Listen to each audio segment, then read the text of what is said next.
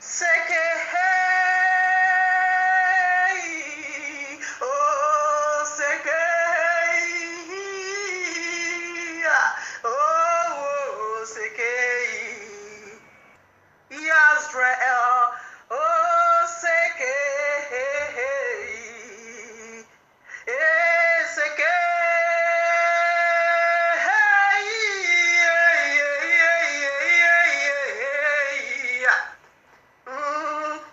Seke Yisrael, Yahudin Seke, Yahudin Seke, Seke,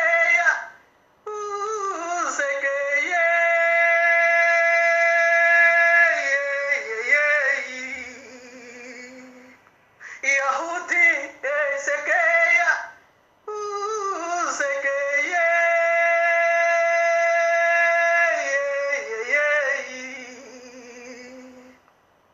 Seke. Greetings. Seke Rabo Sandalaboye Karibolo Seke Sandalaboye Yasrael Seke Dulea Lablo Sende Karibolo Sande Sandalaboye Yahudima Seke Epuleya Mata Ebole Busantala Yande Sandalaboye Yahuah send this greeting Burukushantala Baburleboke Mahantalao Seke Rebo Seke Rebo Yande Rebo Yasrael Burukushantala Baburleboke Mahantalao Seke Rebo Seke Rebo Yande Rebo Yasrael Seke Kurilaba Santala Baye Kurilabo Yantelebo Ikoribo Shantala Benirikos Karabelea Inarabo Sekeya Inarabo Sekeya Kurilaba Shantala Be Yaribo Seke Borodo Sundere Mama Santala Bo Seke Inarokoskia Baba Yondurlebo Robo Seke Yasrael Mama Yasrael Rebobo Ikarabayende Inarakosun Telebo Karibolo Sende Sandalaboye Buseke Re Mantulibo Ibaroko Sande Emo Shantalabo Yasrael Yahudim Borobo Seke Borobo Seke Inorokos Kuli Mahantalabe Inorokorobo Sutela Bayantulubu Imo Sandalabo Yukorobo Sandarabo Seke Rabo Seke Rabo Seke Rabo Noroko Shunde Lebo Mosantalabe who can break my covenant? Inorabo Seke who can break my covenant of the day?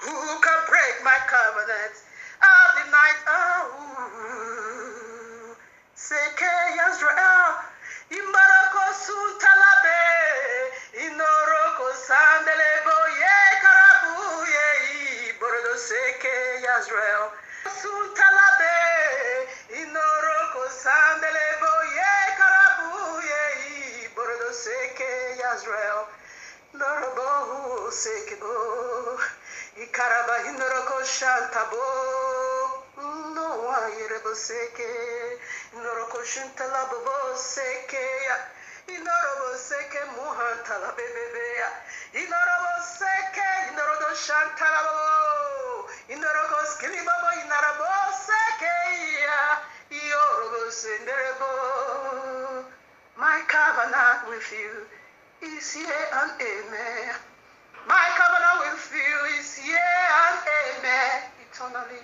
Yazrael, Inoroko Sendelebo. Yazrael, you are the one I call by my name. Indiroko Santayabao. Yazrael, Moseke Yekebo. Inoroko Sintalabe. Inoroko Suntalabe. Fear the not. Inoroko Seke Yebo. That can kill the flesh. Inoroko Sundelebo. Yeribo Seke Muantalabo. My great things is healing for you. Morobo Seke Muhantalabe. Oh, Seke. Burilebo Shantalabo Bobo Seke. Imo Seke Yakabu Seke. Nerebo Sutula Bayantalabe.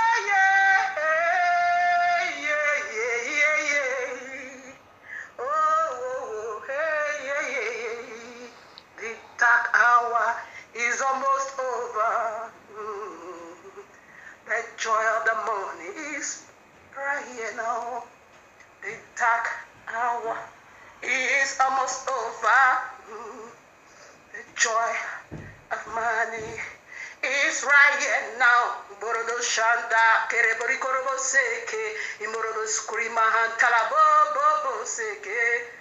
Imorobo Seke Yabe Yanga Tubu, Ima Santa Labo Yeke Rebo Sandala Baye, Imorobo Sute Labaye. How can I give my glory to others? How can I give my glory to others? How can I give my glory? How? Oroboseke, Imo Santa Labuyeke, Imboroboseke, Kurilabaye Nerebo Sundeleya.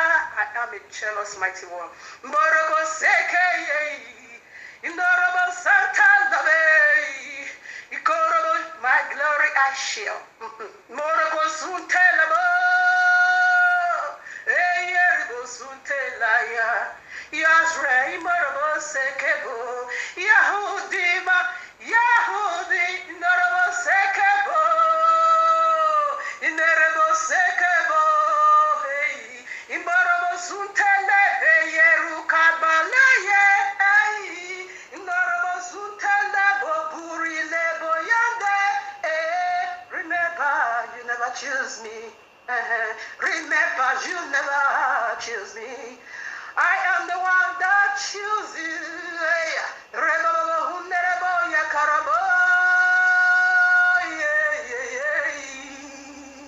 How can I forget the glory of my praise? The glory of my praise, you are Israel. The glory of my honor, you are Yahudi. Barabaseke, Barabaseke, oh, Barabaseke, Inorobo Sute Labao, Inorobo Sute Labao, Seke, Rabo, Sandalabo, Caribolo Seke, El Sandalabo, Rabo, Sente.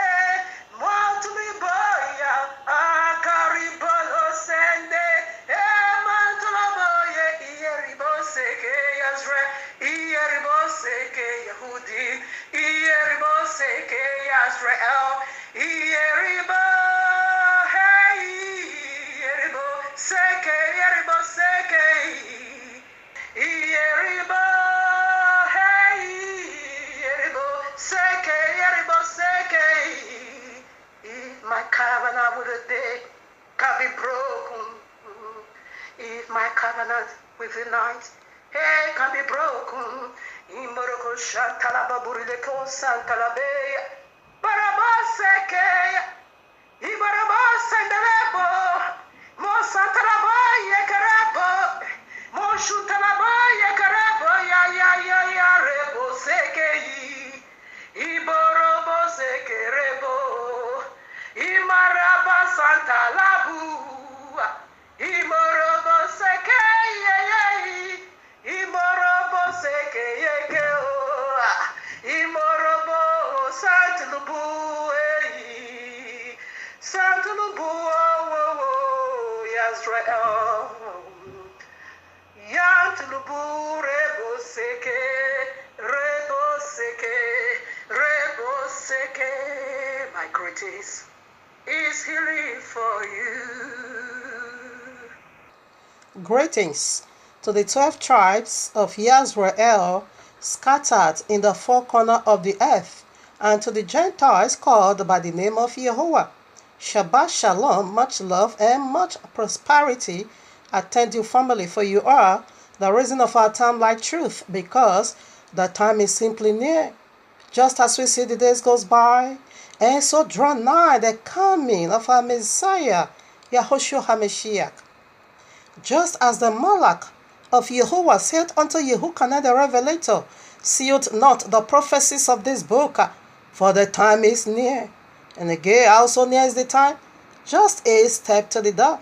Exactly what we are doing here, family, decoding end times prophecies, signs, dreams, in preparing people, house, body, for the return of King Yahushua HaMashiach, our eternal bridegroom, to whom due all glory, eternally worship, honor, exaltation, Morika Santalabo, riches, power, wealth, to the glory of his magnificent Father Yahuwah the Almighty, and to the Ruach HaKodesh, the very blessed one, the forever pure energy, the very DNA of Abba Yahuwah. He is the forever pure energy of Abba Yahuwah. Yes, Abba Yahuwah, you have been worshipped in the temple of your handmaid.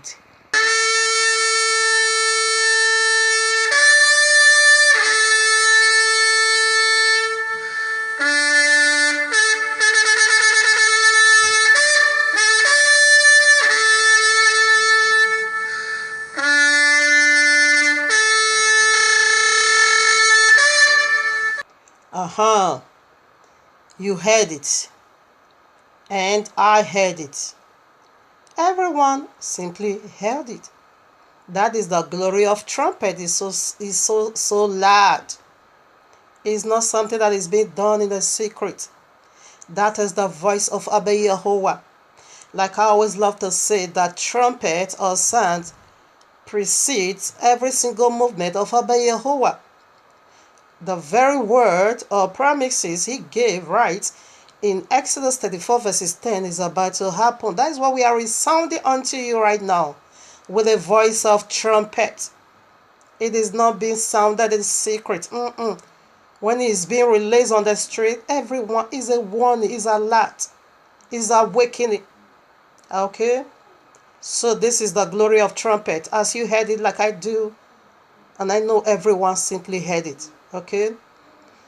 Right now, according to prophecies of the last days, we are the last generation to receive this great unique event that is about to occur now. The coming of the Son of Yahuwah, King Yahushua HaMashiach. He came over 2,000 years ago. He just came like a baby. But right now, as he is about to come, have you ever seen when lion roar? He's coming as a full grown-up man. A very lion, the tribe of Yahudim. He is the lion. Can you stand the roaring of the lion? Do you want to make peace with him? There is still room for you to do that right now before he suffix. What is the problem? What will it take you to put your house in order? Simply because you be already been hypnotized? That is what we want to dig into now. Or you don't know who you are? That is what we want to look into now. The mystery of name. N-A-M-E. It is more than what you know. All right now. The science. Just as the Ruach HaKodesh said. I won't leave that one out. Let him that have ear hear what he has already said to you and me. And again, why did he say that? It is because in these last days, many ears is going to be hearing the voice of the dragon. Many ears is not going to be circumcised. Many is going to be having a deaf ear and to be hearing the voice of serpent. What is the voice of serpent? I have abolished the law. In Genesis 3, it brings about new wisdom. That is what we want to dig into now through the mysteries of name. So that was the reason why the Ruach HaKodesh said, let him that have ear hear. Because he know man is going to, third part, of course, of mankind is going to be hearing that trumpet voice again, right in Genesis 3. The very sad part of it, these people said they are hearing the voice of the Most High. Excuse me, people. You can't hear the voice of the Most High saying until you have abolished the law, whereby you see the sign, the criteria, first heaven and the first earth, see counting. That is not the voice of righteousness, okay? That is the voice of dragon. Kindly listen. The signs of the last days, it says something very deep over here. Awakening. You can't obviously believe that Watchmen, Yahoo, and Deborah did not pay me to do the intro for White It Out 4 to deceive the masses. The true Israelites are the so-called blacks, so-called Hispanics, and Native Americans scattered throughout the earth. The Judah team has an agenda to make all the tribes Hamite. Matthew 24:4 says, to take heed that no man deceive you. Hey guys, the gig is up. I'm not the real Jesus. As a matter of fact, the fella's name wasn't even Jesus. He had a Hebrew name. There wasn't a letter J until a few hundred years ago. With that being said, I have fooled the whole world into the biggest sham of all time. The name and identity of the real fella has been taken over by me. There are thousands of paintings of Jesus, and they don't even come close. Jesus was the creation of the Roman Catholic Church, which served to replace the real fella, who probably looked more like Morgan Freeman. But who cares? The truth doesn't matter, as long as you pay your tithes. Gotcha. Prior to this, I'm sorry about the first picture. That is not the picture I really want to use, okay? So that's why I take it out. All right, now, prior to this, I will always give I got a preset, okay? The royal law make it so clear we must precept everything, line it up, Revelation 12:9. And the great dragon was cast out, that old serpent called the devil and Satan, which deceived the whole world. A footnote, okay? Which deceiveth the whole world. That is the phrase, not a footnote. That old serpent, that is the phrase, okay? Who deceiveth the whole world. He was cast out into the earth, and his angels were cast out with him. Okay? What is the phrase? That old serpent. And the footnote, what was that? That deceiveth the whole world. Let me shock you. Let me just shock you now with some proof. Who is that old serpent? We got the answer. The royal law make it so clear to you and me that we should believe our spirit, that we should test our spirit. Exactly what we are testing. Exactly what we are doing here, testing the spirit of Allah. Have you noticed something? This one is already being included, into my presentation. What did you notice over here? That old serpent, okay? And this is how the name of Allah is being written in Arabic. See very well, okay? That is the phrase. That old serpent. Let me show you something. This is the written name of Allah in Arabic, and this is a snake, okay? Some faithful people, work this out for us. To fish it out. The name of Allah in Arabic is like a snake, a 4D snake. Did you see? This is how it's been written, okay? And this is a snake. Do you see the crown, the head of a snake, raised up about to bite? And this is how the pointy whatever sword over there. Do you see the beheaded sword on just close to the head of Allah? Do you see the beheaded sword? Let us do it. We have more proof. Here in Quran, Surah 3:54. And they, the unbelievers, plant to deceive, and Allah plant to deceive the unbelievers. And Allah, He is the best of deceivers. This word deceiver in Arabic, yes, it is called Maka. Okay. Now we proceed again. Allah is the best of all deceiver. Quran again, the second mouth from Quran itself, not Hadith, no, but Quran, direct from the mouth of Allah. Quran, Surah 7, verses 99, I read. Are they saved from Allah's deception? Is a question from Quran, from the mouth of Allah. No one feels safe from Allah's deception, except those that shall perish. That is a pure lie. Except those that shall not believe Quran, except those that will not take Allah for a savior, except those that will reject Allah and this nonsense Quran. They are the one that is going to be saved. But Allah also quotes something over here, except those that shall perish. That is not true. Meanwhile, in other words, the unbeliever knows better than Islam. Okay, like I do, I am like before Islam now, I am unbeliever. Okay, infidel.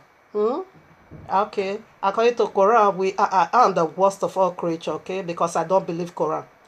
In a nutshell, what Quran is saying over here, the one that shall be saved, that will be the one that does not believe Quran, not perish. That is another code of Allah. You know, it deceived the whole world. Now, out of the mouth of 2 or 3 witnesses, testimony shall be established. I got another Quran. Quran, Surah 8, verses 30, I read. Remember when the unbelievers plot deception against you, Muhammad, to imprison you or to kill you or to expel you. They plot deception, but Allah also plot deception. You see, Allah, just like a childish things. You do me this, I will do you that. You plot deception, me, I'm the best of all. Yeah, Allah, not the last verse. And Allah is the best of all deceivers. What are you telling me? Huh? The royal law make it so clear that old serpent, where we are their old origin, Genesis 3, deceived the whole world. And he called that serpent the great dragon. And when you also go to Genesis 3, he said the serpent is more subtle, that is more crafty, is more smart, is more clever than a beast of the field. Allah just claimed that title upon himself, that he is the best of all this. So what is that? What does that Allah means by that? Christianity said they know how to lie. Allah is saying, come, I do this thing, but I am the best of all. They know how to twist the royal law. They know how to break the Shabbat. Allah said, come, I am a grandmaster in this matter. I am far eternally better than you. Okay, so this is what we got from Quran. Even some of Muhammad follower, top 10 of Muhammad follower, the very top 10 Muhammad himself promised or guaranteed paradise. And one is being called the father-in-law of Muhammad, that is being called Abu Bakr. Abu Bakr also said in his own writing, oh my father, he said, even though I step my feet in one of my feet already in the paradise of Allah, he said, yet I will still be afraid of Allah deception. Abu Bakr, Muhammad father-in-law, said this in some writing of their hadith. He said he's still afraid of Allah. All right. So this is the one that said he want to rule the world, Sharia law. Notice something, I'm not yet done with Allah. So let's go to the real snake now. And make sure you remember the real name of Allah in Arabic. Now here is the real snake. Do you still remember something? Did you still have it in mind how the name of Allah is being written in Arabic? And here is the 4D snake, okay? And this is the very Allah. This is the one that is coming out with all brutalness. Sharia law. This is the one. This demon already hypnotized almost 1.7 billion Islam here on earth. And it's coming out to add the Christendom, okay, the four corner of the earth, which is the Great Tribulation. for 7 years. This is the one. You know, he said his red dragon is going to be soaked with human blood. In a nutshell, again, this one is the ghost fire of the Christendom. Rather, it is being called ghost blood because now it's soaked with blood. There is no fire in that dragon. It never said it was a redly dragon. It said it is bloodly dragon. You understand? That ghost blood or ghost blood of the Christendom.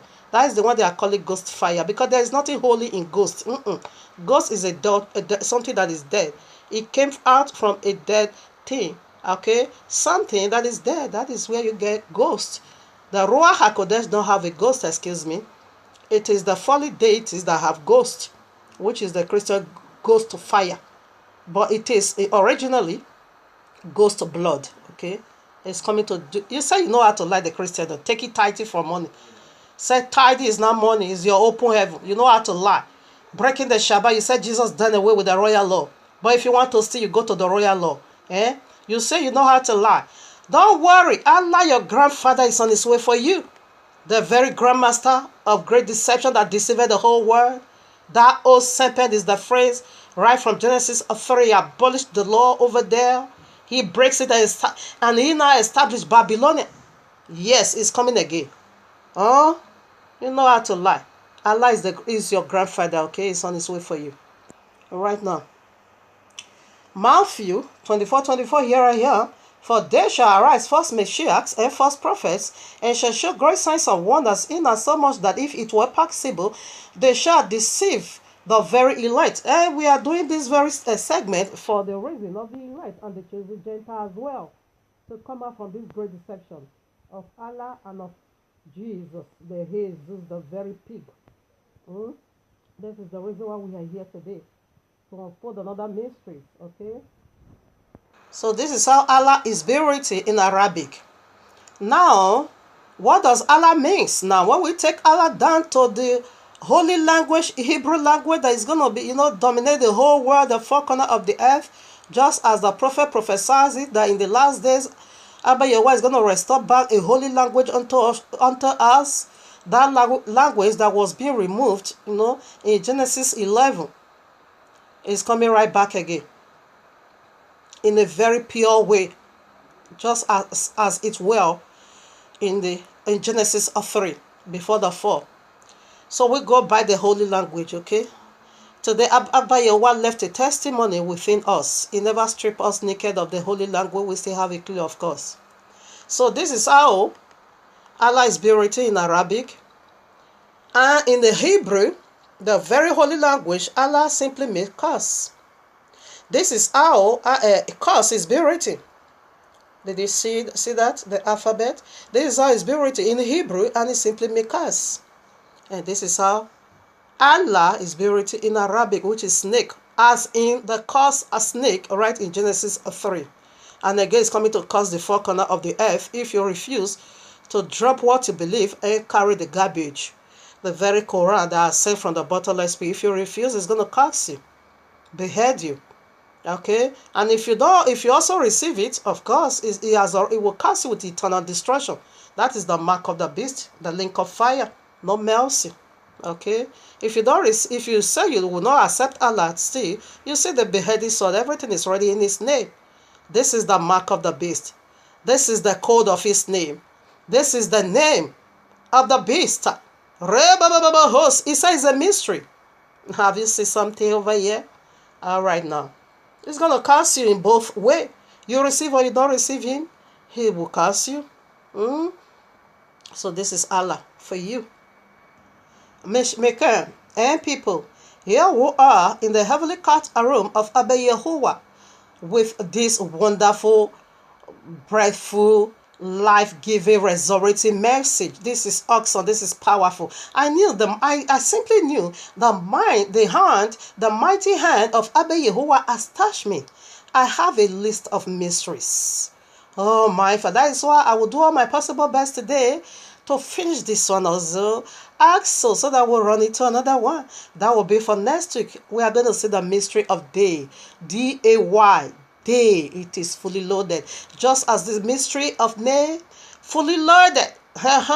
We are in his presence again in the heavenly courtroom of Abba Yehovah with this, life resurrecting message titled for you and me. Yahuah's mysteries in name. Yahuah's mysteries in name. That is the title. So right now we are going to look into the mysteries of name. And before we go run this heavenly race, yes, I will always love, to set the stage with Deuteronomy 32, which is Deborah 32, 1 to 4. Okay, here I am. Give ear, O ye heavens, and I will speak, and hear, O earth, the words of my mouth.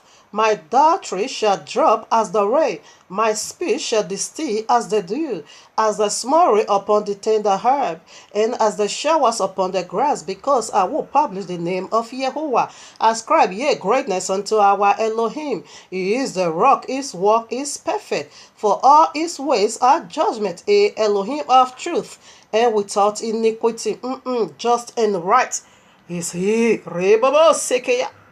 Derebe Santa Labaye. Derebe Santa Labaye. Derebe Sunde Labaye.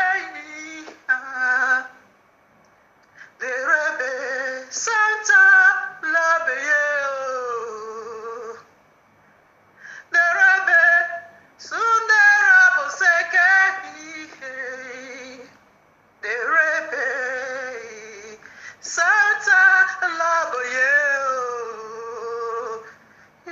Santa la bay, the rebe Santa la bay, the rebe Santa la bay, oh the rebe Santa la bay, the rebe Santa la boseke.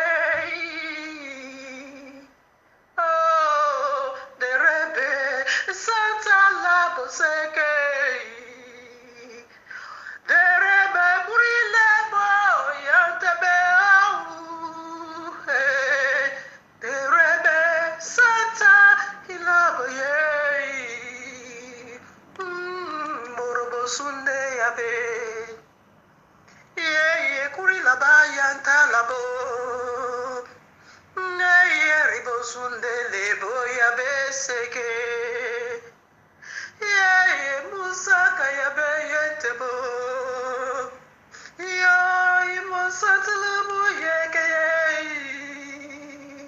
oh ya buseke ya la bushantala, yeri bushantala bo, Yahuwah reboseke bo. Oh yes. So right now, family, before we start this race, let us take a deep breath into what is the royal law for. Point 1, it functions as a sacred marriage covenant between Yahuwah and his people Israel. Point 2, it outlines how the marriage would function. Its stipulations are what makes it a happy and a fruitful marriage. Point 3, its precepts describe how the marriage would function. Point 4, its word picture tells what marriage life would be like. Point 5, its judgment describe how each of the partner would relate to each other. Point 6, for either party to violate this agreement violates the marriage itself. Point 7, for the groom promise never to violate it because the groom is Abba Yahuwah himself. Like I always love to say, he don't have the appetite, okay? That is why you and me can say today we are saved because of his faithfulness.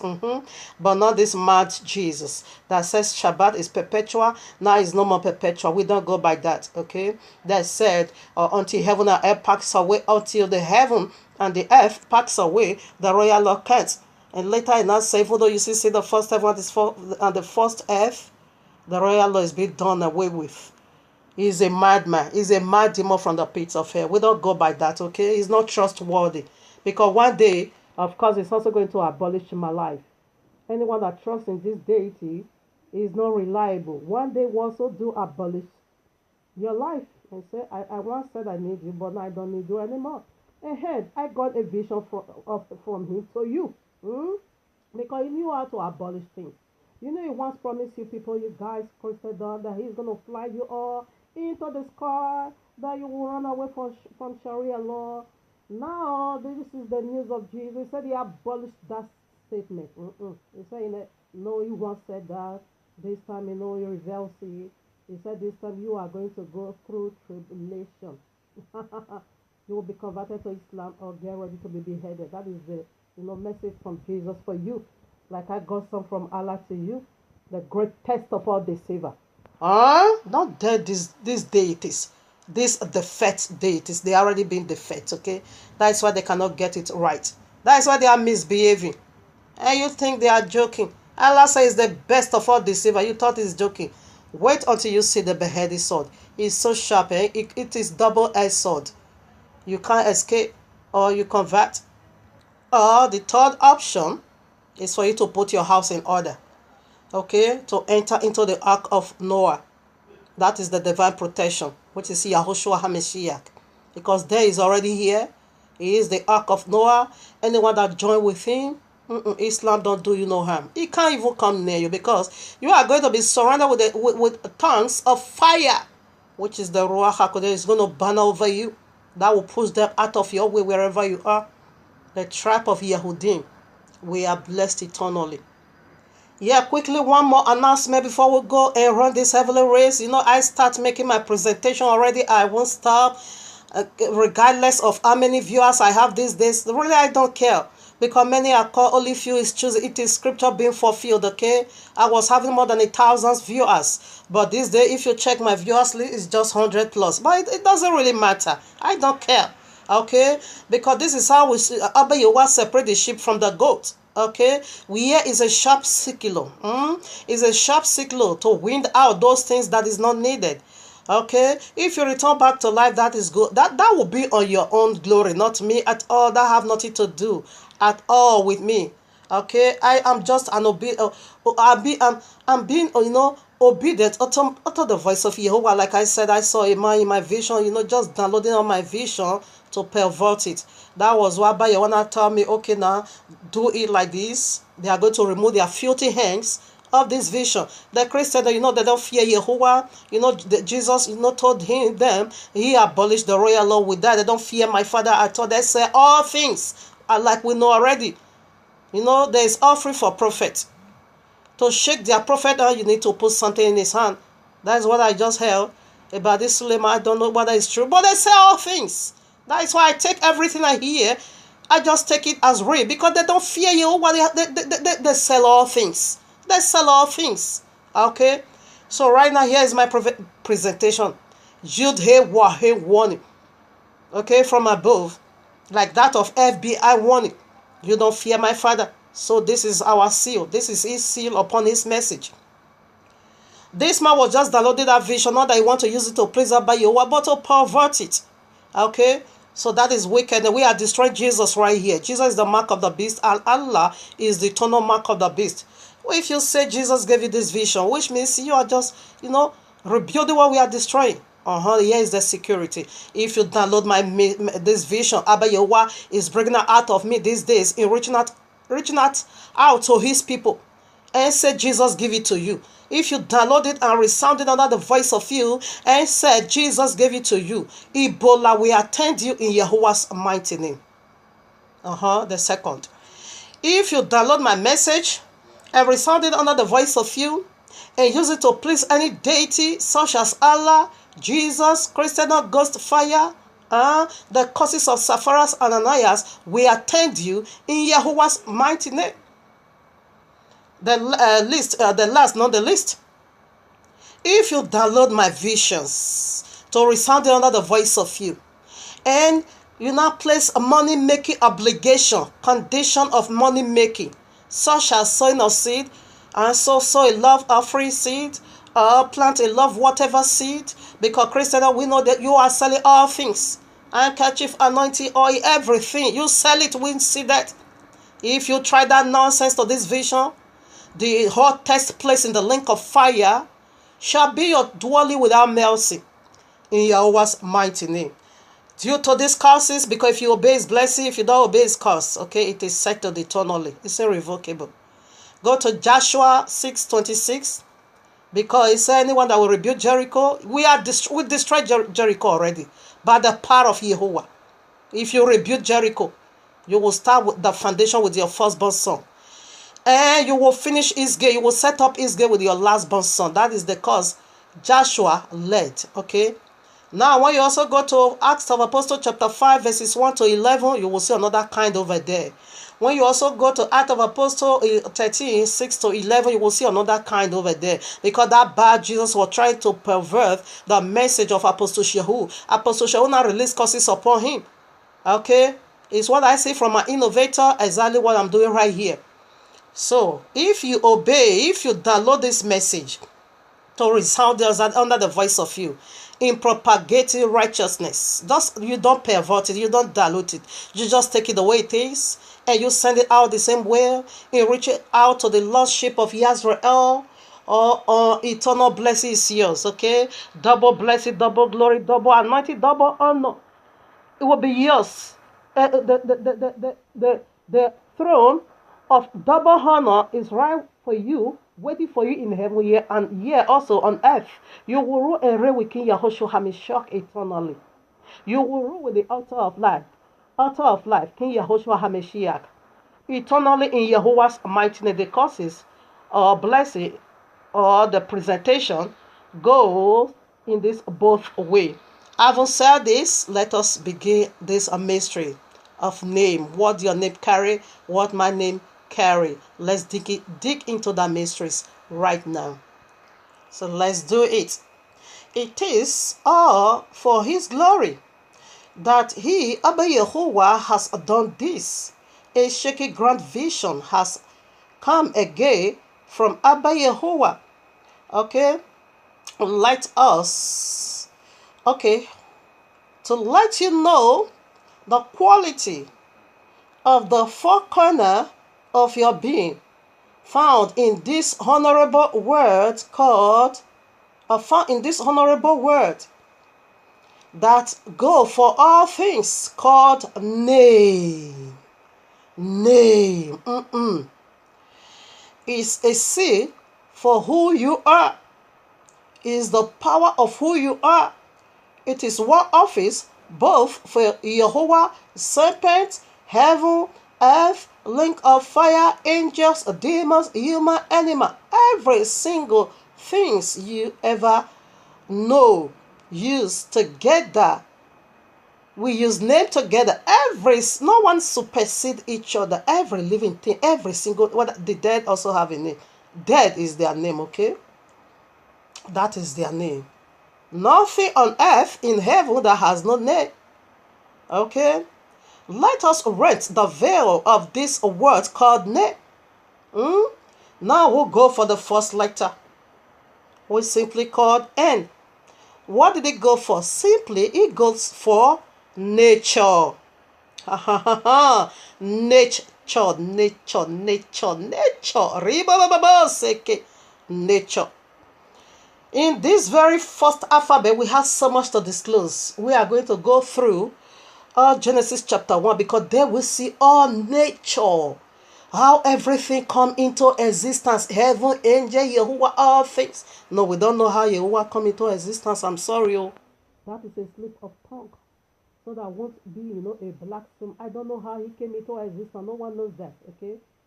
But from his angels, his word, it wasn't be created. His spirit wasn't be created.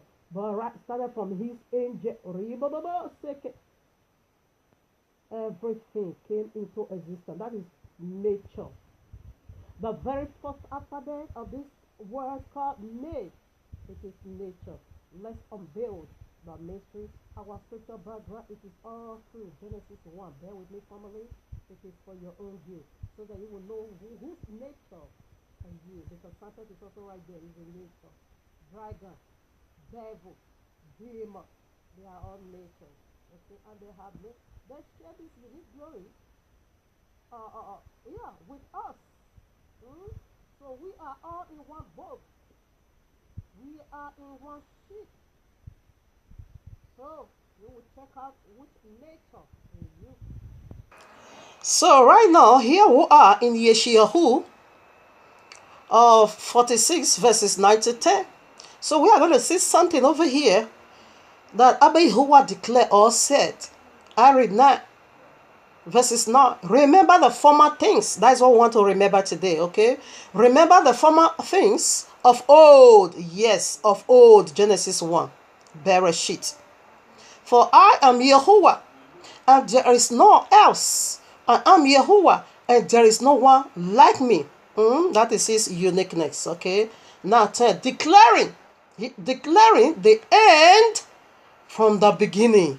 In the beginning, Yahuwah created heaven and the earth. That's why I want to see what he did in the beginning. So he declared the end. That is revelation from the beginning. That is that what is already saying here, or in a nutshell, he declares your end right from your beginning. Let's take it this way. Of course, Genesis is your beginning. That is where you begin, this race of life, and you now end it up where? In Revelation 22, in the New Jerusalem, or in the link of fire. That is the nature we want to disclose over here. And from ancient times, the things that are not yet done, saying, my counsel shall stand, and I will do all my pleasure. So why did he say his counsel shall stand? Because somebody is running a race with him over there in Genesis 1. Somebody is playing game with his, dignity. Somebody is playing game with his, plans of life. So that was why he said, my counsel will stand. So in the beginning, he said we should remember things of old, declaring the end from the beginning. So right now we are going to Genesis 1. So here I am in Genesis chapter 1. We are going to start right from the beginning, as Yeshayahu refer us back to Bereshit. Here I am, chapter 1. In the beginning, Yahuwah created the heaven and the earth. And the earth was without a form, a void, and darkness, that is a footnote. And darkness was upon the face of the deep. And the spirit, or the ruach of Yahuwah, moved upon the face of the water. That is another footnote. Okay. Now verses 3. And Yahuwah said, let there be light. And there was light. Another wonderful phrase over there. And Yahuwah saw the light that it was good, and Yahuwah divided the light from the darkness. Another phrase. And Yahuwah called, there is a name, the light day, and the darkness he called night. And the evening and the morning were the first day. Right now we got a lot of, commentary over this verses 1 to 5. So we are going to be taking it step by step. Like I said, we are going to be taking a commentary from other scriptures. The royal law said precept has to be upon precept, line upon line, here a little and there a little. Exactly what we want to do. In other words, let me call it a precept, to precept over there, or a commentary, to comment over there. Now, what did he say the first day? Abba Yahuwah live in eternal. He don't live in a day or a night. There is no year, there is no season. He live in eternity. What brings about that first day? It is the folly of a defect deity. Did you notice where I asked you to? That is where I asked you to notice as a footage, or your fingerprint has to be there. Darkness now cover the surface of the deep. And according to the royal law, we know who is darkness, and we are coming to that. We'll prove it. First of all, we are proving the first day. Okay? Abba Yahuwah don't live in a time or a season. He live in eternal. So what brings about first day? It is the folly deities. The very day they fell from glory, that now marks the beginning of time. That now marks the beginning of day, the beginning of weeks, the beginning of month, years, season, and every other thing we are about to disclose today. It marks the beginning of all things. Okay, death, all things, suffering, poverty, all things, their folly brings about all this. It marks the beginning of all these things. Okay, you see, the earth was not yet fully formed.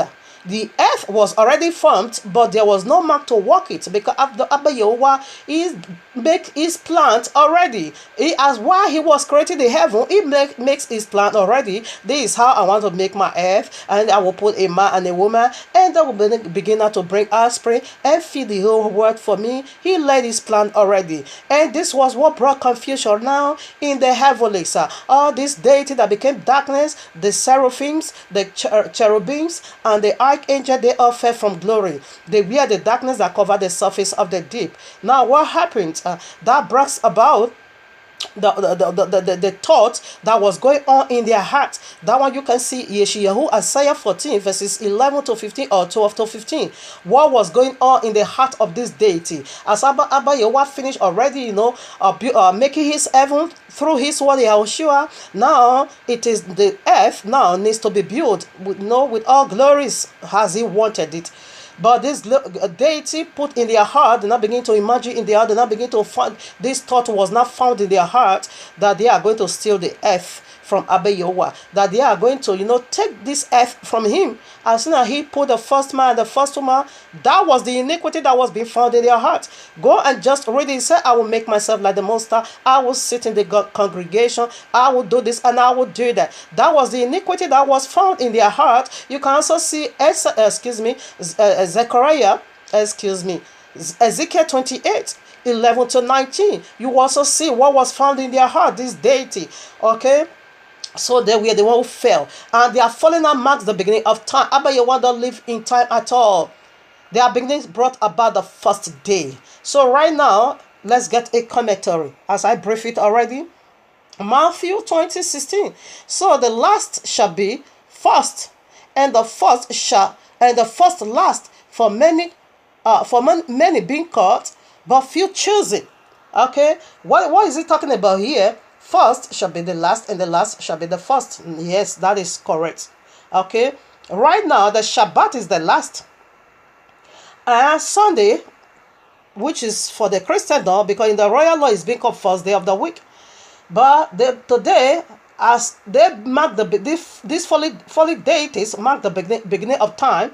Therefore, what happened now? They now also renamed the first day to be Sunday, the day of sun. They now renamed it in honor of their commemoration, for they to commemorate the day they fell from glory. Okay, so that you see, almost more than 3 billion is keeping Sunday. In fact, the whole world is keeping Sunday. Only Islam is keeping a Friday, free day. Why we keep the Shabbat? And the Christians and unbeliever pagans, they keep Sunday. Okay, like I say, about 90% is keeping this Sunday. They are commemorating the very day this deity fell from glory. Now the whole world is fully convinced that Sunday it is the day of rest. But Messiah said that is not true. That first you are going to return back to the bottomless pit where you came from. Sunday you came from the belly of the loins of the dragon or serpent. You are returning back right there. You are the last in all things, last in the link of fire. Okay, while Shabbat will consummate all. The first definitely will be the last. So we have established the first day, the very day they fell from glory. So let's go now to the vortex that was being covered with darkness. Excuse me. I was trying to say darkness. We are going to darkness because we are taking it step by step. Okay, now we are death with the first day, what took place. While now it is being called first day. And we also see the first day of the week, which is the Sunday of the Christendom. It is the day this deity fell from glory. The day the Christendom is commemorated. They are commemorating these folly deities. So right now we proceed to the darkness before we now go to the water. So here I am, like I said, we are going to be getting a commentary from other scriptures. John, we are going to see what was that darkness that covered the surface of that water. We know the Ruach HaKodesh, the Holy Spirit already. I think I'm not going to do so much about that. So right now here I am, John, Yahuah'S, chapter 3, 19. And this is the condemnation that light is come into the world, and men loved darkness rather than light, because their deeds were evil. So their deeds were evil. So darkness simply means evil. The evil ones. Now 20. For everyone that doeth evil hates the light. And we see darkness and we see light in the first day. Alright? We proceed. For every man that doeth evil hates the light, neither cometh to the light, lest his deed should be reproved. So now we'll see what darkness is. Darkness is simply evil. And who is the evil? The tree of the knowledge of good and evil. They are the darkness that cover the surface of the deep, the water. Alright? So we proceed. So right now we are going to who was that light? That Abba Yahuwah said, let there be light, and there was light. Who was that light? So that light, it is Messiah concealed in the Old Testament. That was Messiah in the Old Testament. Okay, the first light. You know, Abba Yahuwah make two lights appeared right in this very one chapter, Genesis chapter 1.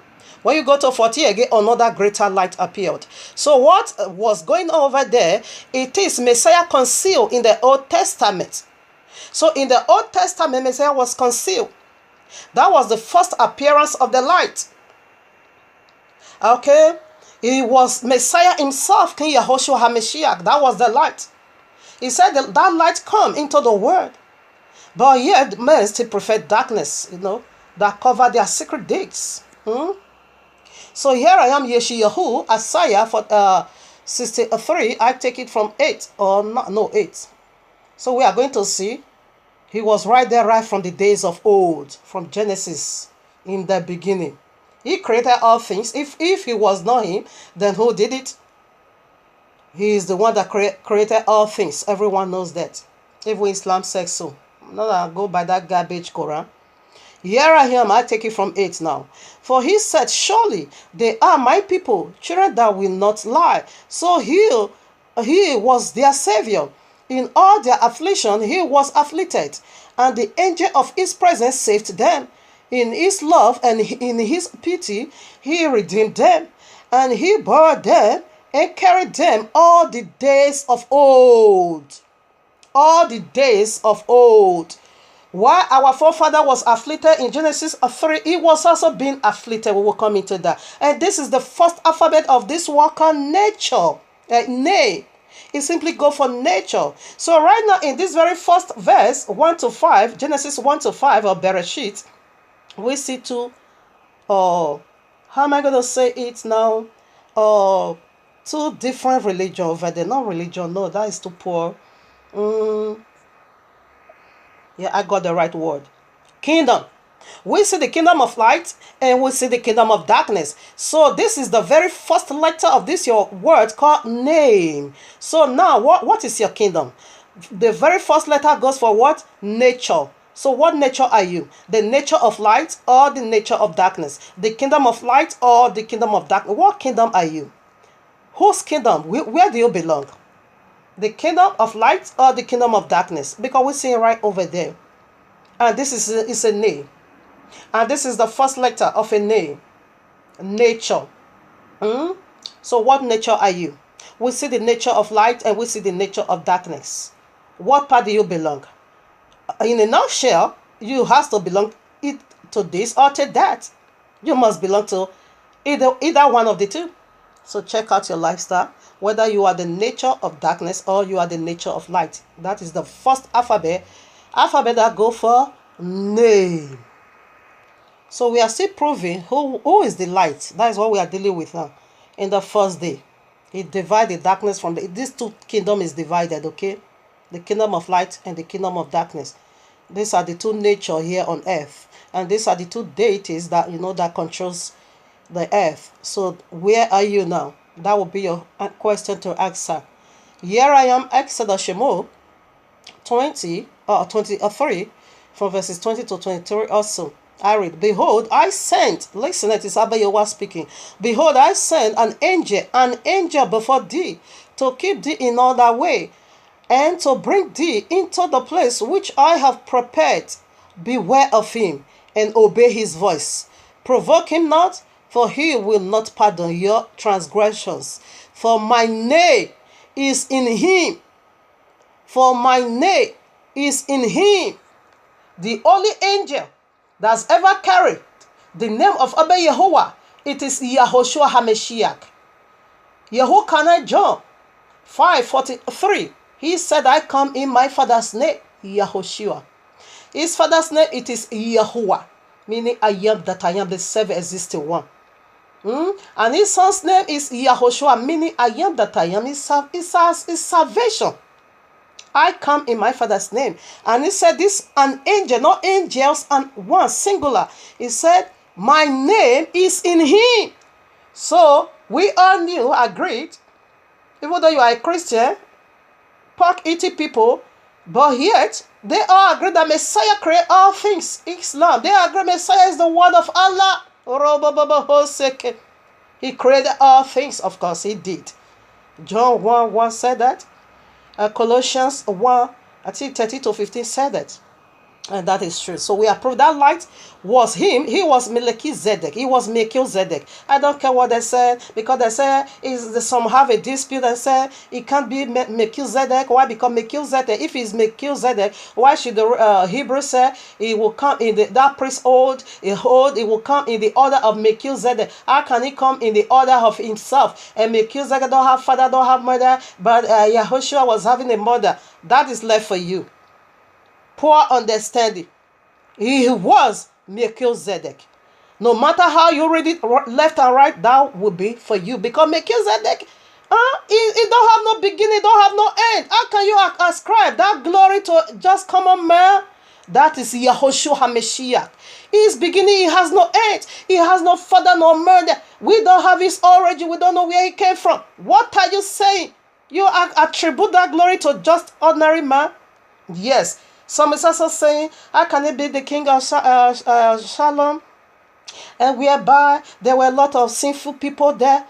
Is Almighty or one existing? Why the iniquity filled the whole place? Is the royal honor with the Christendom? Why their heart is being filled with darkness? Yes, it is willpower. It can't force you to change. It can be right there. Iniquity can be everywhere if they want, until the day of consummation. He never said iniquity is not going to reign. The only place iniquity will not reign, that will be the New Jerusalem, Revelation 21. You can't find iniquity anymore. Now iniquity is everywhere. So don't tell me because he was, if he's the Messiah, why should iniquity be everywhere? You can't judge that. It was Melchizedek, okay? He was Melchizedek in flesh. You know, angel, we see that testimony, angel.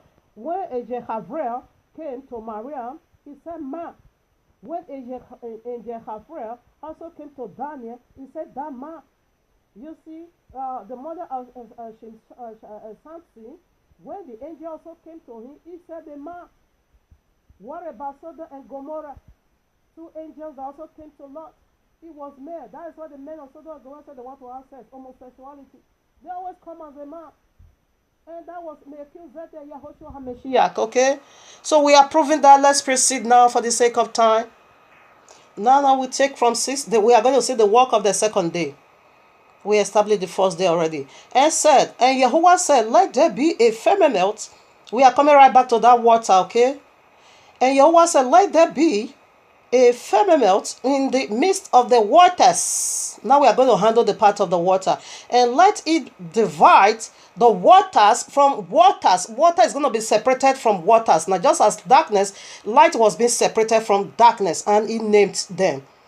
And 7. And Yahuwah made the firmament and divided the waters which were under the firmament from the waters which were above the firmament. And it was so. And Yahuwah called the firmament heaven, and the evening and the morning were the first day. And Yahuwah said, let the waters, let me still take it. And Yahuwah said, let the waters under the heaven. Okay, no, that is it. I stop over there. I'm sorry about that. So let's deal with now the issue of water. You know, now we see some water above and we see some water now beneath. So some water is being elevated and some water is being, brought low. So let's check that out. What is water in the first place?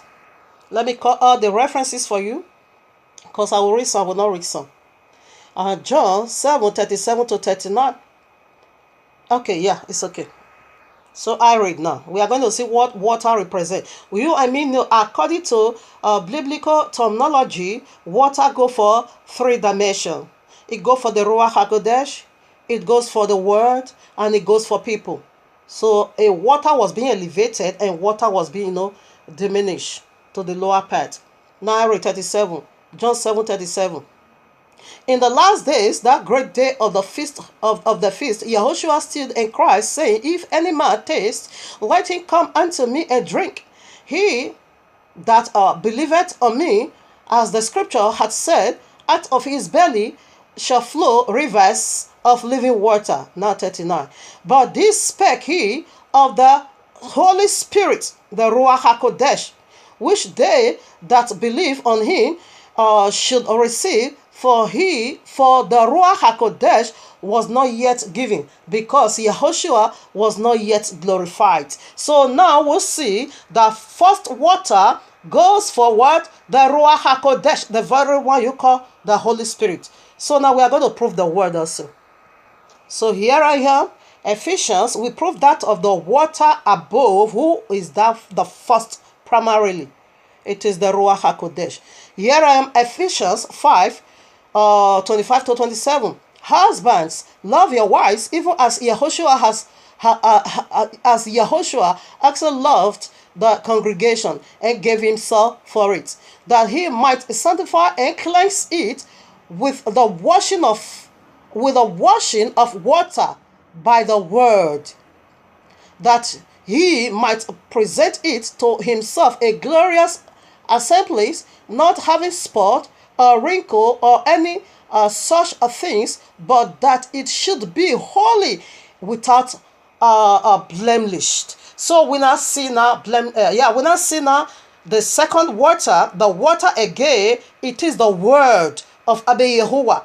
Is the very water that washes you and me, that make us clean, which is Yahushua HaMashiach.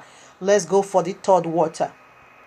We are proving, we are digging into the mystery of water, and this is the very alphabet that begins the journey of your life.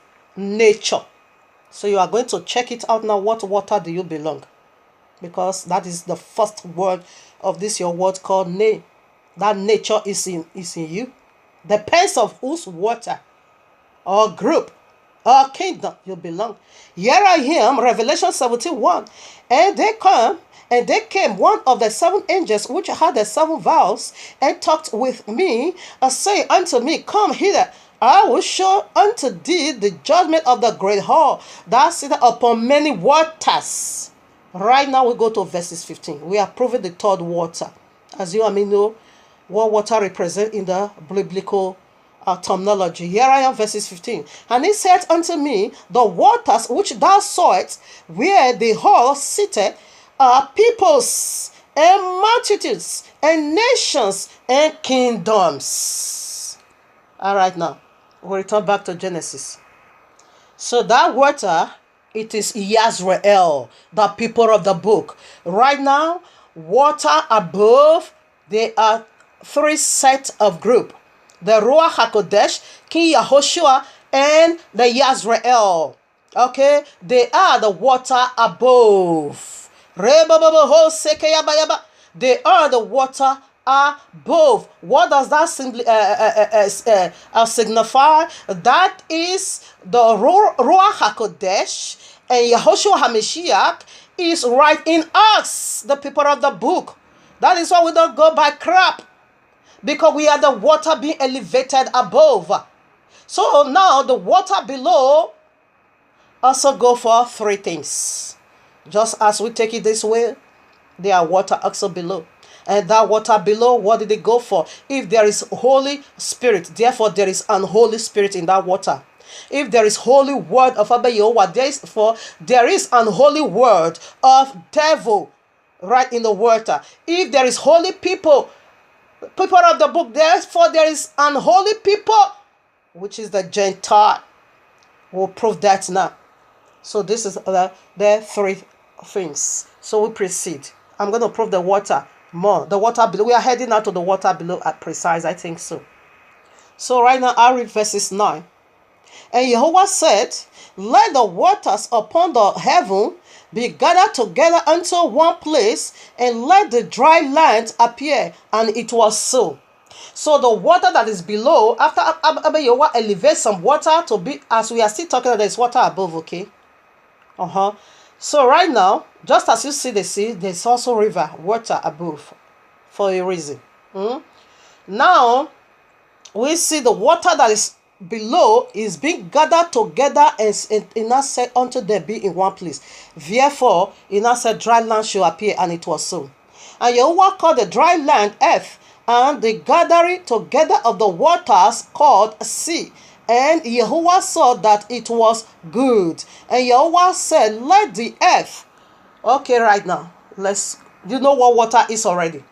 The water that is called sea, now you know what it is already. No need to go back to the same scripture again. That one will prove already. Okay, so we are still coming more into that sea. So we settled that already. So 11. And Yahuwah said, now we are going to deal with the earth himself. And Yahuwah said, let the earth bring forth grass, the herbs, yielded seed. We are going to handle the seed now, okay? And the fruit, okay, with the fruit, and the tree, and the fruit tree yielded fruit after his kind. We see the tree over there, they are after their kind, their seed also, whose seed is in itself upon the earth. And it was so. And the earth brought forth grass, herbs yielded seed after his kind, and the tree yielded fruit, which seed was in itself after his kind. And Yahuwah saw that it was good. And the evening and the morning were the third day. So let us deal with the tree and the fruit and the seed that have their own kind inside of them. This is the nature of two different kingdoms. So right now, let us first of all handle the tree, and we will go for the seed, and we will go for the fruit. Again, Genesis 2:9. And out of the ground made Abba Yahuwah grow every tree that is pleasant to the sight and good for food. The tree of life also in the midst of the garden, and the tree of the knowledge of good and evil.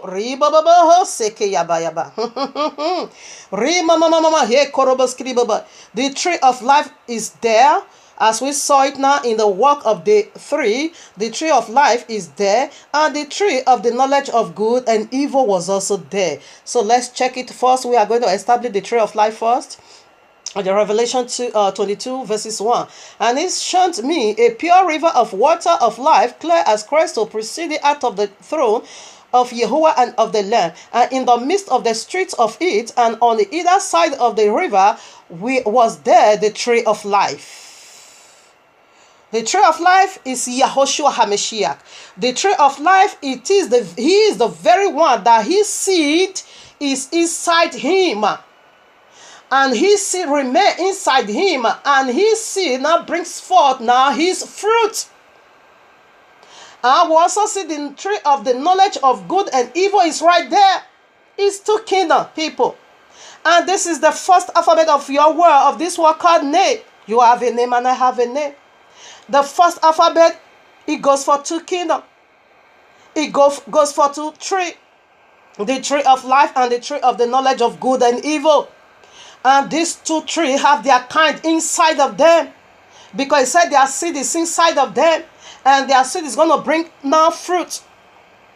Okay, so right now the tree of life, he is the one who brought out the seed, which is Yazrael. Okay, because these are the water that is being elevated in the firmament, right in the heavens. Let's prove that. So we prove the tree of life, the tree over there in day 3, because Abba Yahuwah said, declare the end right from the beginning. This is his prophecy. This is how Abba Yahuwah declared it right from, and he now bestowed this hidden glory in the name. That is who you are. Okay, right now we prove the tree already that have his seed. We are going to go for the seed now. The tree, this tree are two two different kingdoms. One tree and the other tree. And this both tree, they have their seed inside of them. They will produce their kind. So right now, let's check out the seed. The seed over there, it is their sperm. As a man, you have a sperm of production to reproduce. And this seed is going to reproduce. It's going to bring out fruit. Okay, so right now we are going to see the seed inside the tree of life. It is Yisrael. Ezra 9:2. I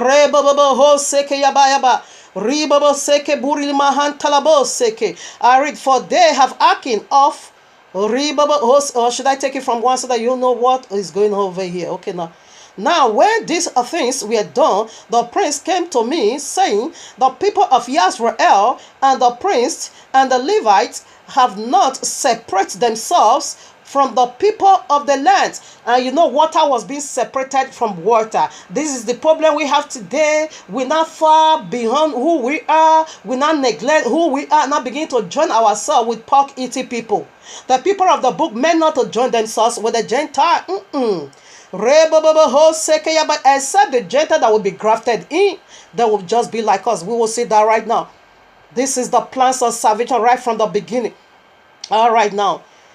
Separate themselves from the people of the lands, doing according to their abominations, even of the Canaanites, the Hittite, the Perizite, the Jebusite, and the Ammonites, the Moabites, and the Egyptians, and the Amorites. For they have taken of their daughters for themselves and for their sons, so that the holy seed, the holy seed, this is the seed of King Yahushua, Yahuah'S sperm, Abba Yahuah's sperm. It is holy. It says so that the holy seed have mingled themselves with the people of those lands. Yea, the hand of the prince and the rulers has been chief in these trespasses. They have done wickedly. They mingle the seed together. So right now, we see who is the seed. We are also going to see the seed of the serpent. So here I am, Genesis Bereshit 3:14. I read. We are going to see the unholy seed. They are the seed of serpent, okay? And Yahuwah Elohim said unto the serpent, because thou hast done this, thou art cursed above all cattle, above all every beast of the field, of the field. Upon thy belly shalt thou go, and thus shall be thy food all the days of thy life. And I will put enmity between thee and the woman, and between thy seed and her seed. Who is the seed of the woman? It is Yahushua HaMashiach. We all know that. And we see right away the serpent have a seed. And when you go to Genesis 4, you are going to see the seed of serpent, which is Cain. Okay? In general, let us, consummate this. So in general, in totality, we are going to see these two seeds. Because it said this tree, they have their seed inside of them. And that seed is going to bring out fruit from them. And the holy seed we see already. And the unholy seed, it is the seed of serpent. That was why Messiah said, you have of your father the devil. Okay? John 8:44. They are the seed of serpent. And here I am, Matthew 7. We are going to see the tree, the fruit, and the seed also. Matthew 7:15-21, so 20 whatever 3. Beware of false prophets, which come to you in sheep clothing, but inwardly they are ravening wolves. You see, we are also coming to the animal's kingdom. I just want to take it simple as this. For ye shall know them by their fruits. Their fruits, these wolves in sheep clothing is going to be bringing forth. This is how you are going to know that they are wolves. They are the seed of serpent. Listen now. Do men gather grapes of thorns or figs of ties? No. In other words, what Messiah is saying, you cannot gather apple tree from the tree. You cannot. Apple tree can never bring for you strawberry. Strawberry, neither can strawberry bring for you from his tree what? Orange or mango. Everybody remain on his own. Okay? Now 17. Even so, every good tree bring forth good fruit. The good tree over there is Yahushua HaMashiach. But a corrupt tree bring forth evil fruit. Do we see the evil fruit they are bringing? Jesus abolished the law. That is the sheep. That is the false prophet, because that thing is false. They masquerade. They are false, but they say they are real. But this Messiah now put a criteria. This is how you are going to nail them. These are the other kingdom. We are dealing with two kingdom over here. So these are the other kingdom, the water below. This is their job. Their assignment, it is not to pollute the rite, to pollute the holy seed. 18. A good tree cannot bring forth evil fruit, not at all. Neither can a corrupt tree bring forth good fruit, not at all. Jesus can never bring forth good tree. Good fruit, never. Christendom, no. You see that they are waging war against each other. Fire is already in their camp because we are crying. They must let our brother and sister go because they are the Babylonians of these days. We are crying. They are pharaohs of these days. Abba Yahuwah said in Ezekiel 29 verses, I think 2 or 3 over there or 4. He said Pharaoh, the great dragon. Christianity is the great dragon. The same we are taking it step by step now. You know already the kingdom, who they are, they belong. They hold our brother and sister bent, feeding them with the food of iniquity. They are evil tree. That's why we are crying out today unto Yahuwah. Confusion is already in their midst. We have seen the testimony everywhere because somebody else touched their open heaven, which is tight. They roll, all of them. 19. Every tree that brings forth not good fruit is hewn down and cast into the fire. Hewn down simply means you will be cut down into the lake of fire. Therefore, by their fruits, he repeated it again, ye shall know them. Not everyone that call Adonai, let's check their fruit now. Not everyone that say unto me, Adonai, Adonai, shall enter into the kingdom of my Father, into the kingdom of heaven. The kingdom of heaven is the one that is being elevated to the firmament. Anyone that want to enter, even though the converted Gentile or the grafted in Gentile, they will be elevated into that water above. No one here on earth, no one in the field, the water below. The Gentile that is being grafted in, they will ascend right away with us. Okay. Many will say unto me that day, Adonai, Adonai, have we not prophesied in thy name? And in thy name have cast out devils, and in thy name do many miracles. And then will I prophesy plainly unto them, I never knew you. Depart from me, ye workers of iniquity. Right now, you see name over there. We are dealing with the first alphabet of name. These holy deities that give their people a name. And they are trying to enforce that on our Messiah, that is our Messiah's name, Jesus. No, Jesus is not our Messiah's name. That is why you also will get it over there, that is not my name. And that Jesus name can never make it to elevate your spirit right to the firmament. No. As soon as you big grafted, you big Gentile, you big grafted, right away your spirit will ascend to that firmament. That is where Abba Yahuwah is gathering us all now in that firmament. Until it cleanse the earth and bring us down over here. That is the mission that is about to occur. I pray about Yahuwah help me to finish this message because it's fully loaded. It's very informative. So they are trying to enforce this mark of the business and say it is our Messiah name because they are doing miracle with it. Messiah now said, no, that is not my name, okay? You workers of iniquity. What is iniquity? Iniquity simply means practicing of sin. You are living in sin. And what is sin? Sin simply means breaking the royal law. They are law breakers. And that is the Christendom. And their father said, he abolished the law. These are the two kingdoms. One kingdom is right there to abolish the real thing. That is what we are dealing with. So what nature are you? Because this is what we are dealing with over here. What nature are you? What kingdom do you belong? As this first alphabet ends, start your name. You have a name and I have a name. You belong to kingdom and I do belongs to kingdom. What water do you belong? The water above or the water beneath? That is what we are digging into. This is the mystery of this very first word called name and alphabet.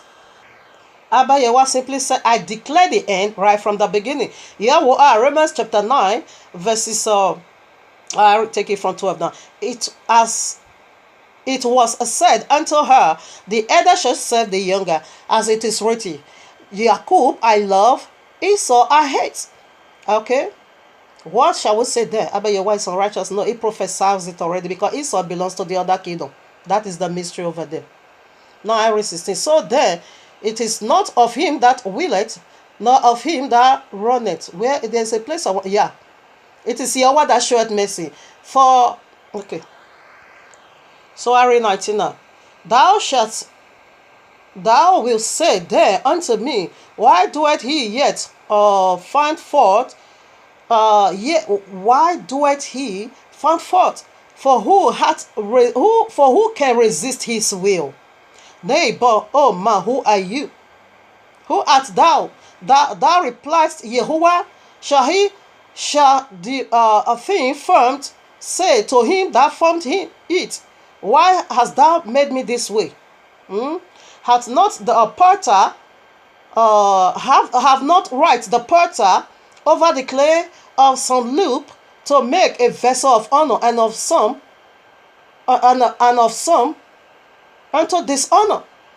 Yes, he makes some water for a vessel of honor, and he also makes some water for a vessel of dishonor. The other word, which is being called Gentiles, they are the seed of Semper. They proceed from Semper. That is why they are being dishonored. So right now we are going into the work of day 4. Genesis 1, 14 to 19. And Yahuwah said, let there be, we have death with the works of day 3. We check out the seed and the fruit and all that, and we also see the some, some water is being elevated for honor, and some is being, demoted for dishonor, which is the Gentile. We will prove that more. Now I read 14. And Yahuwah said, let there be light in the firmament of the heaven. This is the second light now, the very greater one, to divide the day from the night, and let there be for signs, and for seasons, and for days, a footnote also, and for years, okay? And let there be for light in the firmament of the heaven, to give light upon the earth. And it was so. And Yahuwah made 2 great lights, the greater light to rule the day, and the lesser light to rule the night. He made the stars also, and Yahuwah set them in the firmament of the heaven to give light upon the earth, and to rule over the day and over the night, and to divide the light from the darkness. He's still dividing. He's still making a separation. He's serious about this matter. And Yahuwah saw that it was good, and the evening and the morning were the 4th day. So now let us deal with, we see there, sign. Another light, we know that one already. It is King Yahushua HaMashiach. He is the light of the world. That one we know already. I don't need to talk too much about that. Okay. So right here, we'll see the star. We are going to look into the greater light, which is Yahushua, and the lesser light, which is Yisrael, and the stars. We'll see the season over there. It is Abba Yahuah's calendar. It is Abba Yahuah appointed time to meet with us. That was why he said he put them as a sign. So first of all, we are going to see the sign that he placed in the firmament. It is King Yahushua in the 4th day. The 4th day, it is the midst of the week. It is the day between 7. Okay, 3 over here and 3 over there is the center. Is in the center, and he now gave us this sign in the midst of the week. And when you go to Daniel, that is the birthday of King Yahushua HaMashiach. Let me read that. Let me stop talking and read. So now let us first of all handle the sun and the firmament that appeared in the midst of the week. A day as 1,000 years. In the 4,000 year Messiah appeared here on earth. Yeshayahu, Isaiah 7:14. Therefore Yahuwah himself shall give you a sign. Behold, a virgin shall conceive and bear a son, and shall call his name Emmanuel, meaning Yahuwah is with us. Elohim is with us. Okay? We are dealing with the alphabet of names, and see what he contains, fully loaded. All right, now. So we see already the sign. It is Yahushua HaMashiach, a virgin, conceived. Okay, Yahushua HaMashiach. Here I am, John 8:12. Then spake Yahushua again unto them, saying, I am the light of the world. He that followeth me shall not walk in darkness, but shall have the light of life. That darkness there is still referring to devil. You can read Matthew 2, 1 to 12 or so, or 11. You will see the sign, how the 3 male, from Babylon, the Magi, how they came through the star, the kingly star. It was a sign. Okay, how they locate where the newborn baby was. I think 2 years or so. Now let's check out the lesser light. which is Yazrael. Because Messiah said, where I am, there you will be up. So Messiah is up there. Our spirit is right there in the firmament. Matthew 5:14. Ye are the light of the world. A city that is set on an hill cannot be hid. Where is the firmament? Up over there. Okay? That is the city being set up high. We are not beneath. We are the head up high. That is the water elevated. We are the lesser light, still to reflect the greater light, to preach Yahushua HaMashiach, like what I'm doing now. You are the light of the world. Okay, so we are the lesser light. Let's go now for the stars. Psalm 147 verses 4, Tehillim. So I read, He telleth the number of the stars. He calleth them all by their names. So let's check out who is the stars. Now I read Revelation 8:10-11. We are digging now into the stars. He called them by their name, that he also placed in the firmament. And the third angel sounded, and there fell a great star from heaven, burning as it were a lamp. And it fell upon the third part of the rivers, and upon the fountains of waters. And the name of the star is called Wormwood. That is what I want to prove. The name of the star is called Wormwood. And this wormwood fall inside water. That is the another version. That is the bad angels, the wicked one. So now I read Revelation 12. I think I take from 3. And there appeared, 12 verses 3, And there appeared another wonder in heaven. And behold, a great red dragon, having 7 heads, and 10 horns, and 7 crowns upon his head. And he stayed drew third part of the stars of heaven, and did cast them to the earth. And the dragon stood before the woman. Okay, you see, he drew the third part of stars of heaven. Let's say, as this dragon was about to fall, he deceived every other angels along with him. He flew them down with his tail. What come out from your anus? Your tail. Tail behind anus. So what is coming out from there is uncleanness. He used uncleanness, veil promises, to cast them down here on earth. So when you go to seven, you are going to see the star. They are angels, and there was war in heaven. Michael and his angels fought against the dragon, and the dragon fought and his angels. You see, they fought back, but they couldn't. That was why Yahuwah cast them out through angel Michael, and the great dragon was cast out. That old serpent that deceived the whole, that old serpent that is called devil and Satan, who deceived the whole world. He was cast into the earth, and his angels were cast out with him. You see, these are the water below. These are the unclean spirits. We'll prove that more. So I read now Hebrew chapter 1. You can read Luke chapter 10, verses 18. You are going to see where Satan fell, a star that fell like light from heaven. Okay, right now the stars, we are proving the stars. Okay, Hebrew 1:14. Are there not all ministry angels or spirits sent forth to minister for them who will inherit salvation? Okay, this angel, this stars over there that is also being up with the moon stars and lights, they are angels. They are the ministry angels. They are the angel that covers. They are the angel that minister unto us. We that is going to inherit salvation. They are the angel that is guiding us night and day. They are the protecting angels. They are the angel being assigned to watch over you while sleeping, while going everywhere you want to go. They are the angel all over you. They are the angel that banners over you. They are the angel of divine protection. Okay, so they are the stars over there. So now when we get holy angel, you are going to see unholy angel. When we get holy light, you are going to see unholy light, the sun. We see that is what they commemorate Sunday. It is the counterfeit. It is the one that fell. It is the wormwood that makes third part of life now bitter. It fell into that water with no water represent people. As it fell on the third part of it, it said they now become bitter and they now die because that water now becomes so bitter. The teachings of Jesus, the end thereof, it is death. You said they abolished the royal law. We are still digging into the first alphabet. of this word called name, the first letter. It contains so much, so much. All this is, in you, in me, and me. So depends on whose kingdom you are representing now. You can't do it. You can't skip this. No one can run away from this. It's in you. This nature, two kingdom, depends on where you belong. Right now we are coming into the animals kingdom. The water that is being separated, the water that is below. Okay, we are coming to the animals kingdom. The fifth work. Here I am. Bereshit 1 verses 20 to 25. The fifth day job. And Yahuwah said, let the waters be the water that is under the earth, that is below, or the sea. Yahuwah is going to speak. He's speaking to them right now.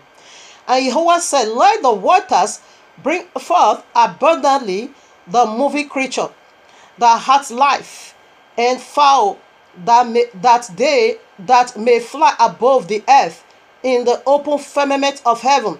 And Yahuwah creates great whales and every living creature that moveth with the waters, which the waters brought forth abundantly after their kind, and every winged fowl after his kind. And Yahuwah saw that it was good. And Yahuwah blessed them, and saying, be fruitful and multiply, and fill the waters in the sea, and let fowl multiply in the earth.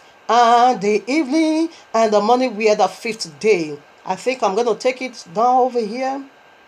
Okay. Because it is the animal kingdom. And Yahuwah said, let the earth bring forth the living creature after his kind, cattle, creeping things, and beasts of the earth, and after his kind. And it was so. And Yahuwah made the beast of the earth after his kind, and cattle after their kind, everything that creepeth upon the earth after his kind. And Yahuwah saw that it was good. So we ended over there. So let's also take a commentary for this also. So you see, from the Gentile world, there comes animals kingdom, the beast kingdom, the kingdom of the beast. Now we see the clearly now, the beast, the nature, the first letter. It is animals kingdom, unclean animal.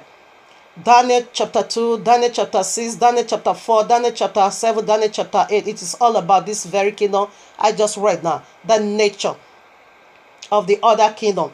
So right now, Matthew, we are going to read Matthew 7.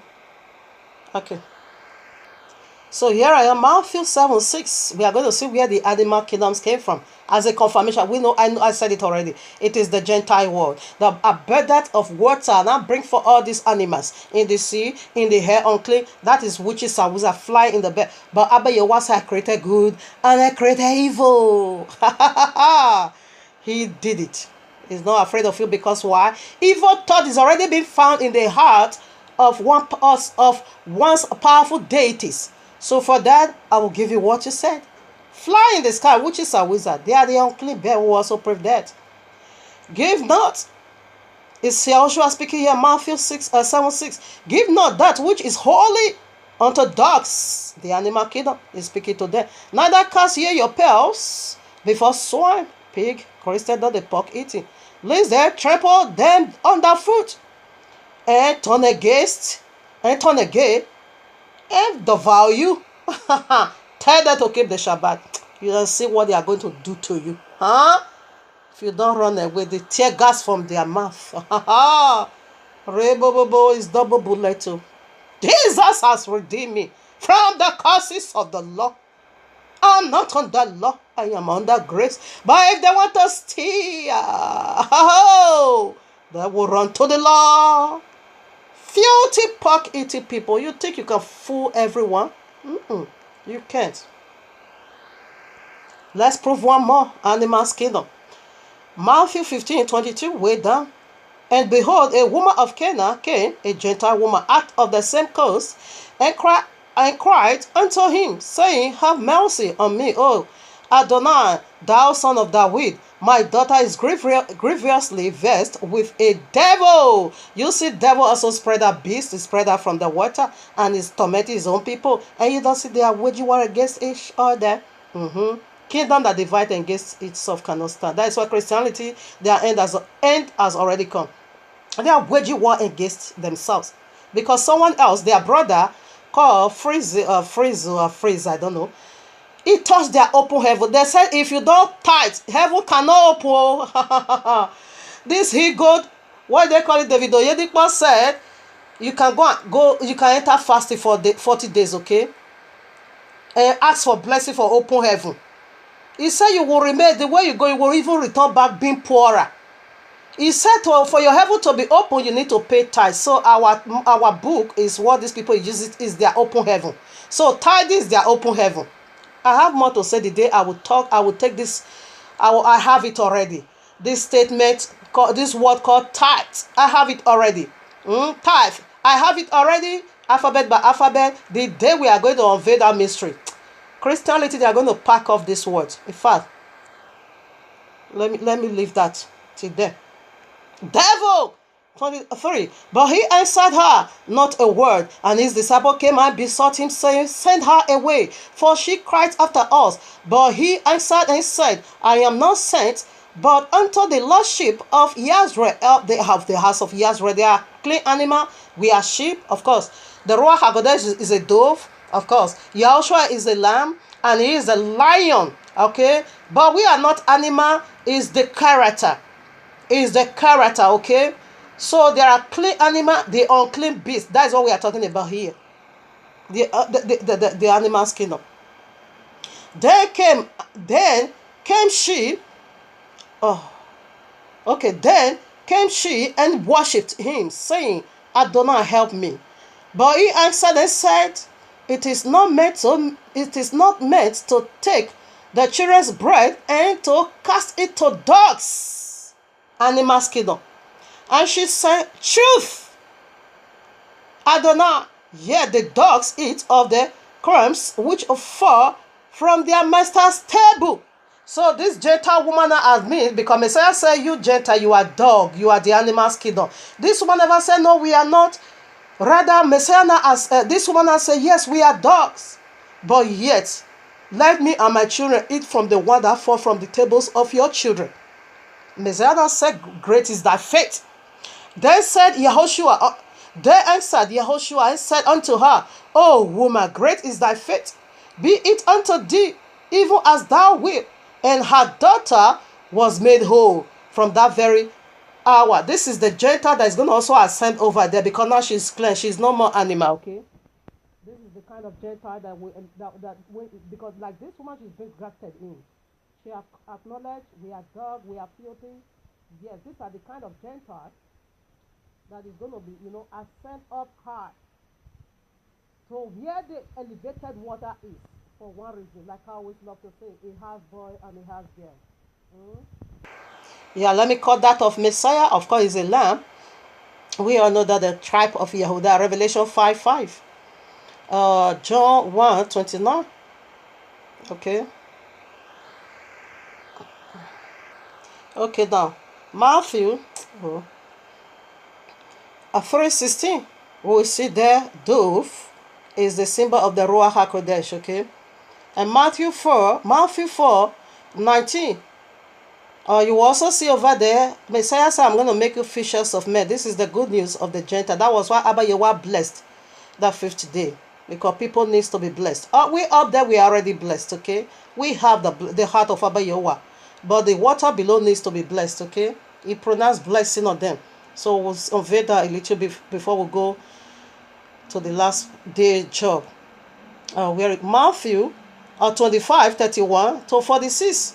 You see, Messiah said they are goat, the goat empire. That is the Christendom. That is Daniel chapter 8, the goat empire. The goat empire is what is ruling now. Okay, that is the goat empire. So here is the good news in it.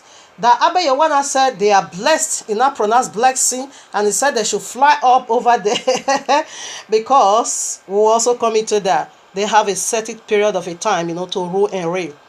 Abba Yehuah said he created good and he also created evil. So the unclean bear, those are the witches and wizards that is flying up there. Let's prove that also. So I will Revelation 18. And after this, things, I saw another angel come down from heaven, having great power, and the earth was lightened with his glory. And he cried mightily with a strong voice, saying, Babylon the great is fallen, and he's become the habitation of devils, and the hold of every foul spirit, and a cage of every unclean and hateful bird. You see, these are the hateful bird that needs to fly over there, because they have certain period of a time to walk. A day as 1,000 years, they have 6,000 years to rule and reign. We'll also look into that. So this the reason why Yahuwah bless them. How do they bless? We see the blessing they got. It is the blessing of salvation. Okay, that when they recognize that they are animal kingdom and let it go and converted and be grafted in, it makes eternal blessing for them. Okay, and the great will Abba Yahuwah also created in midst of them. I can say those are the true disciples that reach out to the Gentile world to bring out the needed one out of them. Because he said, I'm going to make you fishers of men.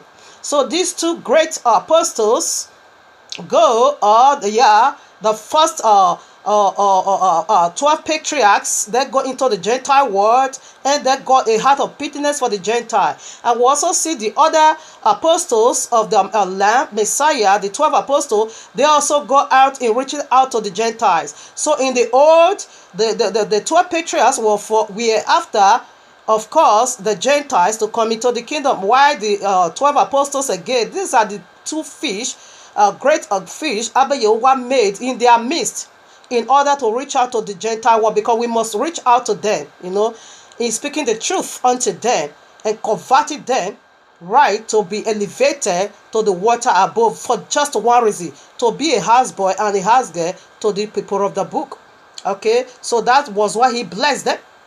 And their blessings to be elevated. You that was supposed to end and rust in the eternal lake of fire, you will never been chosen, is being given unto you. It is a miracle.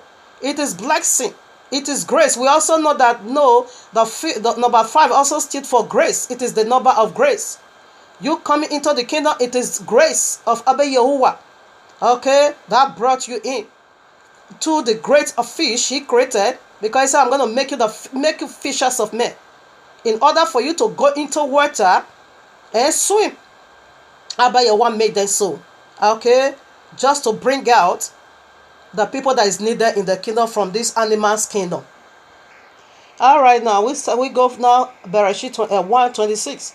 And Yahuwah said, let us make man in our image, after our likeness, and let them have dominion over the fish of the sea, over the fowl of the air, and over the cattle, and over all the earth, and every creeping things that creep upon the earth. So Yahuwah created man in his own image. In the image of Yahuwah created he him, male and female created he them, and Yahuwah now blessed them.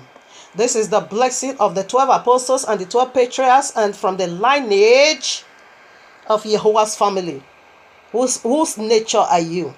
And Yahuwah blessed them and said unto them, be fruitful and multiply and replenish. This is our own blessing. The first blessing was for the Gentile. And the 6th day works is our own blessing, because he said we are going to rule now over every living thing. Multiply and replenish the earth. The earth is our property, and subdue it, and have dominion over the fish of the sea, over the Gentile, and over the fowl of the air, that is demons, and over every living things that move upon the earth. And Yahuwah said, behold, I have given that yard. So it keep blessing and blessing and blessing. Now let me read 31. In consummation. And Yahuwah saw everything that he had made, and behold, it was very good. In our days, and I say it is very, very good. And the evening and the morning were the 6th day. Okay, we see Abba Yahuwah have image, therefore the beast also have an image. Okay. All right, now serpent also have an image. Everyone knows that.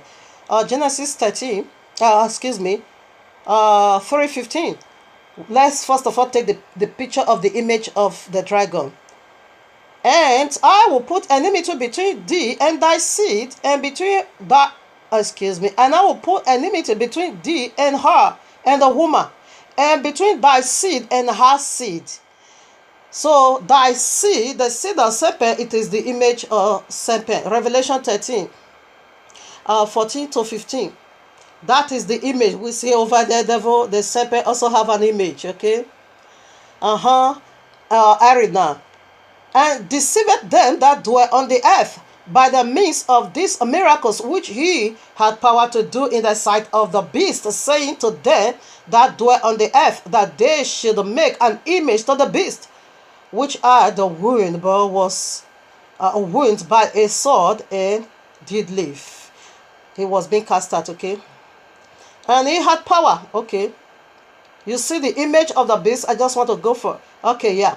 And he had power to give life unto the image of the beast, that the image of the beast should both speak and cause that as many as will not worship the image of the beast should be killed. So we see the image of Abba Yahuwah is his children, and the image of the beast, it is the Christendom, the Islam, the pagan, the unbeliever, all of them that does not do the right thing, they are the image of the beast. This is the mysteries fully loaded of this word come in the very first alphabet. Oh, my Father, help me to put the other three together. And I have a point also from point 1 to 4. I don't know how I'm going to handle this. It's fully loaded, but it is of our own glory, so that you will know what nature are you. Masekeba karakabasei. Masekeba ye karakabasei. Karakabasei. Karakabasei, Masende Barua Hakodesh Orabasei, Karakabahi, Karakabahi, Karakabasei, Karakabahi. Now we'll go for this. I keep telling people, don't dare my Father, Dragon is jealous of me, okay? Allah is jealous of me. Jesus, pork eating people, they are all jealous of me. Because they hate the truth. They don't want to hear the truth. So right now we go for the second letter. We see the first letter. Now you will sit there and check your lifestyle. And with that, you will know whose kingdom you are. Because this thing, this very matter, no one can run away from it. Okay? It is a name you have. It says C on your forehead. Now, the second letter, what did it go for? Is A. It simply go for age authority. Age authority. The number of your days. Man has been given, like the dragon, a certain number of time has already been given to them to rule a race. 6,000 years. A day as 1,000 years. So they have 6,000 years. It is their age authority. Dragon have a name. Every one of us have a name, okay? So that is the day Abba Yahuwah give unto them. It's already end. So that's why we are doing more of this message, to get the heart of the choosing, the people of the book ready, and also the choosing Gentiles ready, so that everybody stand on his lane. When this man appear now, so that you caught up with him. Age authority. Exodus 3:13-15. Let's quickly see the name, the authority in name from Abba Yahuwah. Then we will see, because he holds the authority, okay? So I read. Exodus 3:13-15. And Moshe said unto Yahuwah, behold, when I come unto the children of Israel, and shall say unto them, Yahuwah of your fathers had sent me unto you. And they shall say to me, what is his name? We are dealing with a name, isn't it? What shall I say unto them? And Yahuwah said unto him, Moshe, I am that I am. That is my name. I am that I am. That is Yahuwah. And he said, thus shalt thou say unto the children of Israel, I am hath sent me unto you. And Yahuwah said, moreover unto Moshe, thus shalt thou say unto the children of Israel, Yahuwah of thy father, Yahuwah Elohim of thy father, of thy fathers, the Elohim of Abraham, the Elohim of Abraham, the Elohim of Yeshua, and the Elohim of Jacob has sent me unto you. This is my name forever And this is my memorial unto all generation. That is why I love that name, Yahuwah. I don't play with it, okay? We see the authority. When you read from this chapter 3 down to 14, you see the authority of this name. He brings out his children out of the land of bondage.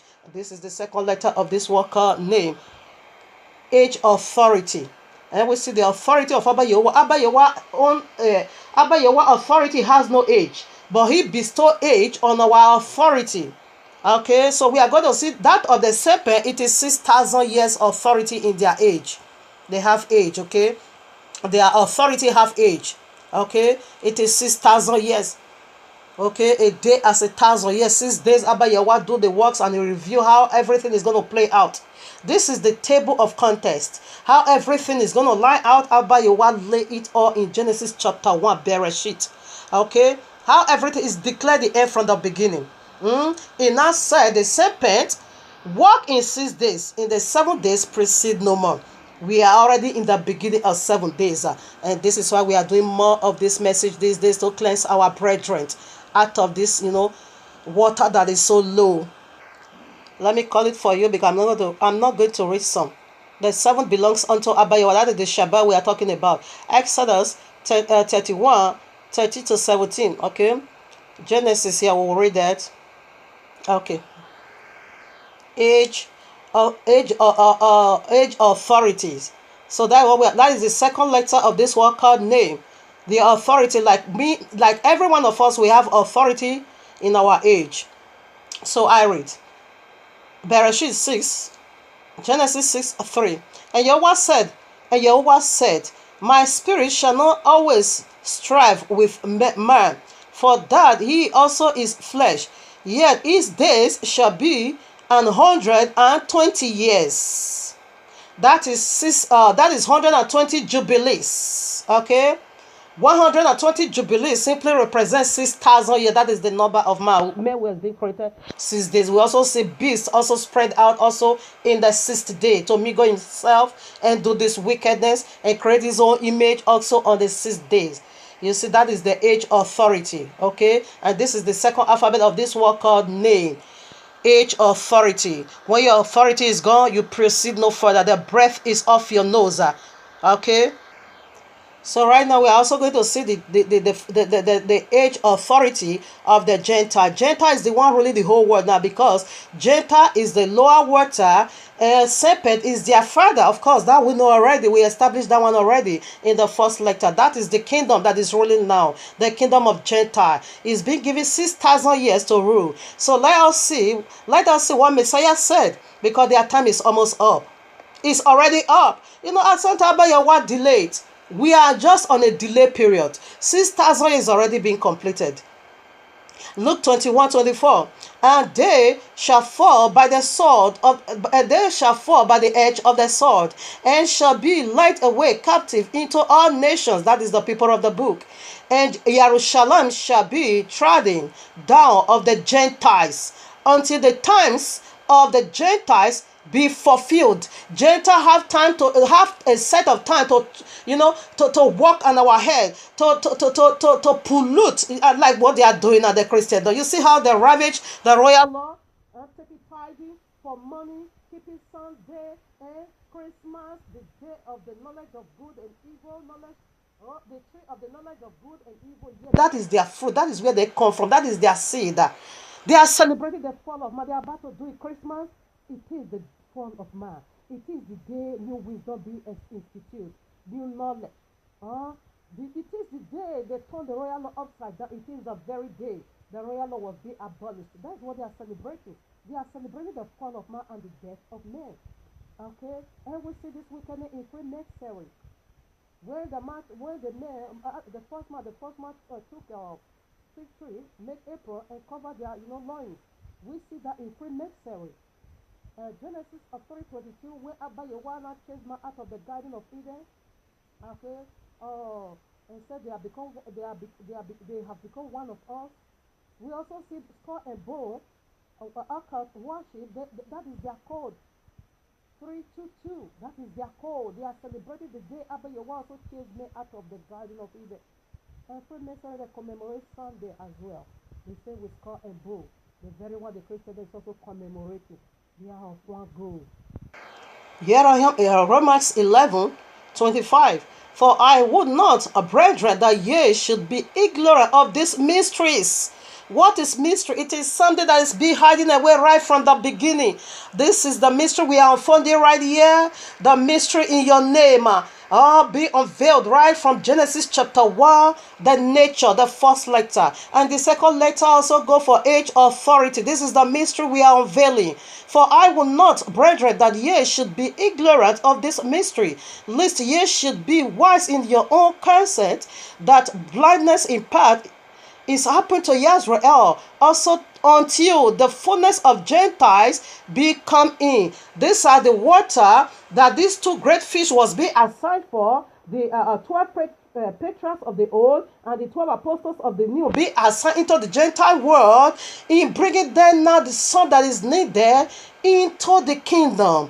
That is the grafted in process. Those are the people that is coming along with us in the new kingdom, into our kingdom of light, for just one reason, to be a husband and a housegirl. You can see Isaiah 40 verses 1 and 2 for that. That is the only reason they've been grafted in. Okay, here I am in the book of 2nd Esdras chapter 6 verses 9. It is our book. Okay, we are getting our property back from the heathen. Okay, from the hearty. I read, for Esau is the end of the word, and Jacob is the beginning of it that follows. As soon as Esau is Gentile, as soon as, this is the mystery we are unveiling right here. As soon as the end of Esau comes, the beginning of Jacob is eternal. Okay, that is what we are about to enter now. That is the next step at the door right now. We are going. Okay, the beginning of Gentile. The end of the Gentile marks the beginning of us, and ours has no end. It is eternal, because the seventh belongs unto Abba Yahuwah. Now we proceed to the third alphabet. What did that go for? I keep telling people, don't dare my father, because he's fully loaded with mysteries. Okay, Dragon, I know you are jealous of me. Okay, Serpent, Allah, Jesus, Jesus Christ from the link of fire. They are so jealous of me. Because why? They hate the truth. We are digging into the matters. So what did that go for? M. What did M go for? Simply go for mixed multitude, made clean or filthy. Mixed multitude, made clean or filthy. So right now we are going to see what Abba Yahuwah meant by this mixed multitude. We have been mixed now. Multitude, made clean, or some is made clean, or some will be filthy also. So right now we are going to Numbers. Number is also okay.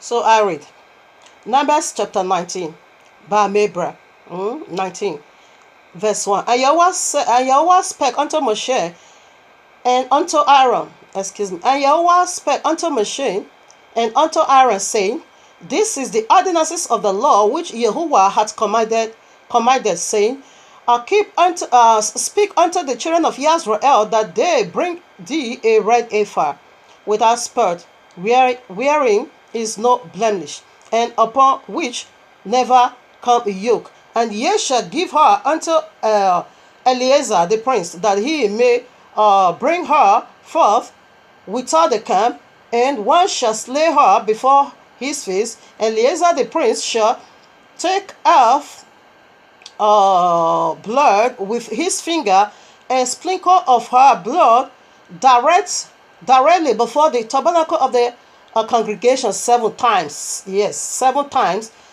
7 times. Okay, we know number 7. It is the number of Abba Yahuwah.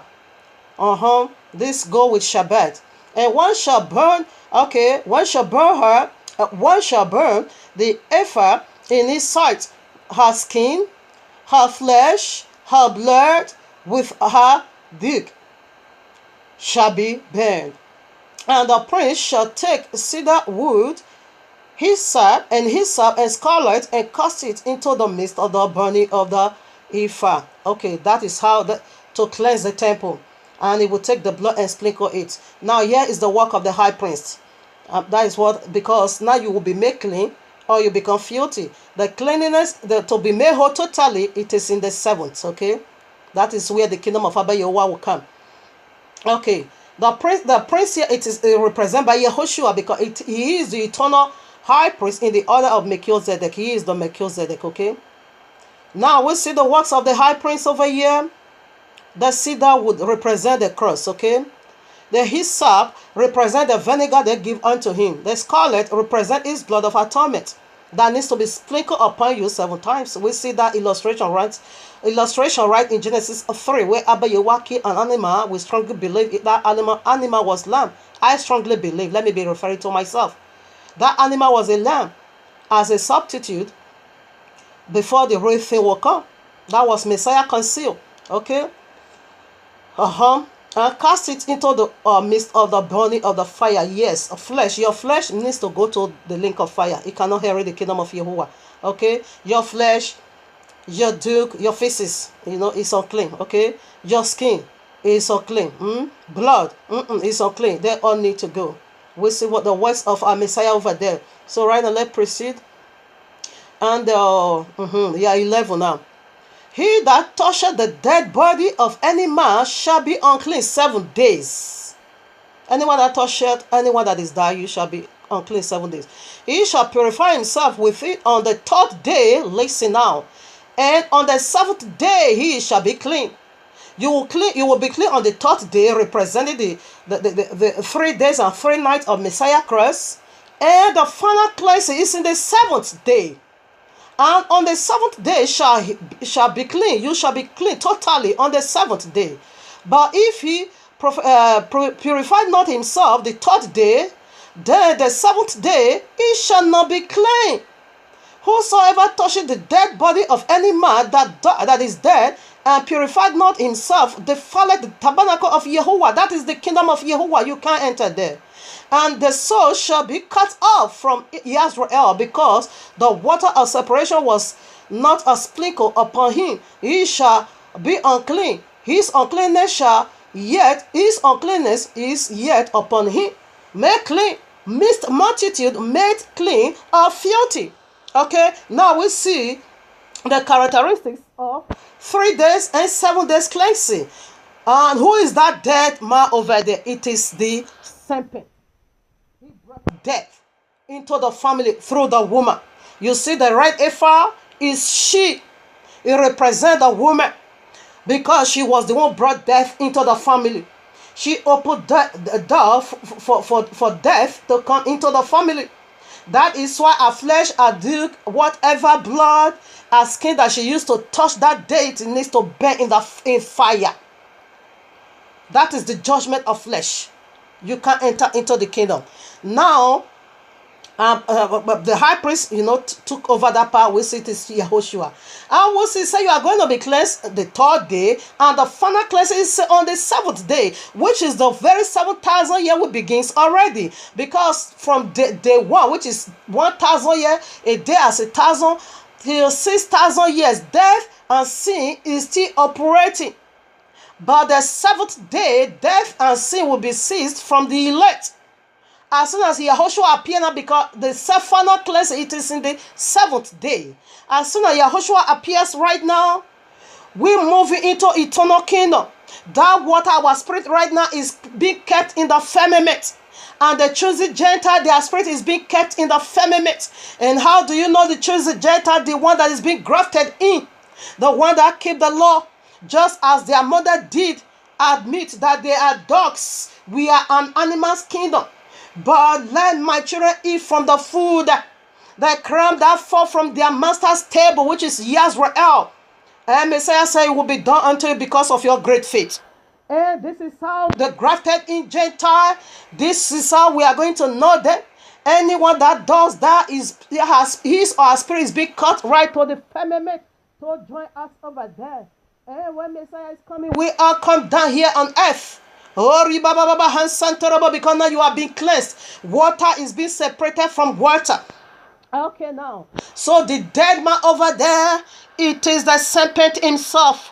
The day you will eat of this tree of knowledge of good and evil, you shall surely die. And we now see the woman did not just touch and she also eat. Abba Yahuwah said, when you touch, you are a gunner. She touched and she ate. And we now see the flesh that she used to touch, that wickedness was being cast into fire. In the beginning, where Abba Yahuwah created, made down his own plan, there is nothing like wasted. There is nothing like digestive system. Everything was perfect. Whatever we eat in the Garden of Eden, there is no need for to pass out fixes. There was no system of fixes. But as soon as serpent, the death, enter into the body, he corrupt the whole system. Now we have to be passing out what fixes from our anus. That is the uncleanness that needs to bear in the face of affliction. Missed multitude made whole or remain filthy. The final cleansing, it is in the 7th. Now every one of us has already touched a dead man. Serpent, Jesus, the Jesus, which is the devil, Allah, they are all dead men. They are the tree of the knowledge of good and evil. We are already touched. That is why death still continue from day 1 till day 6, 1,000 years to 6,000 years. Death continue. The day death is going to cease from you and me, the people of the book and the chosen Gentile, will be in the 7th. Where we will enter into the kingdom, that is the tree of life. We will die no more. No, uncleanness won't be found no more. There won't be no need for digestive system. Everything we're taking is going to be cleaner. For the hyssop and woody cross, you can read John 19:29 to 30, Genesis 2:1 to 3. I'm going to shock you also with a great approval over there. Revelation, okay, I'm going to read that. The third alphabet, which is M, means a multitude made clean, or you remain filthy eternally. Here I am, Daniel 2:43. I read, and whereas thou sawest a iron mist with miry clay, they shall mingle themselves with the seed of men, but they shall not cleave to one another, as iron is not mixed with clay. So, here is the vision of animal's kingdom. So this animal, they are going to mingle with us, of course. They pollute us, they are animal. Right in Genesis 3, they genetically modify the whole thing. They mingle themselves with us. So now the cleansing is in the 7th. In the 7th is the final cleansing. Like this message, it is a cleansing. Preparing you now for the upcoming event. This is the cleansing, okay? If you are not cleansed with this, therefore you are going to be cleansed in the face of tribulation, okay? That is another cleansing, if that is what you want. If you are not cleansed with this, in a very simple way, you will be cleansed in the face of affliction, tribulation. I read Matthew 13:25 to 30. But while man slept, his enemy came and sowed tares among the wheat, and went his way. But when the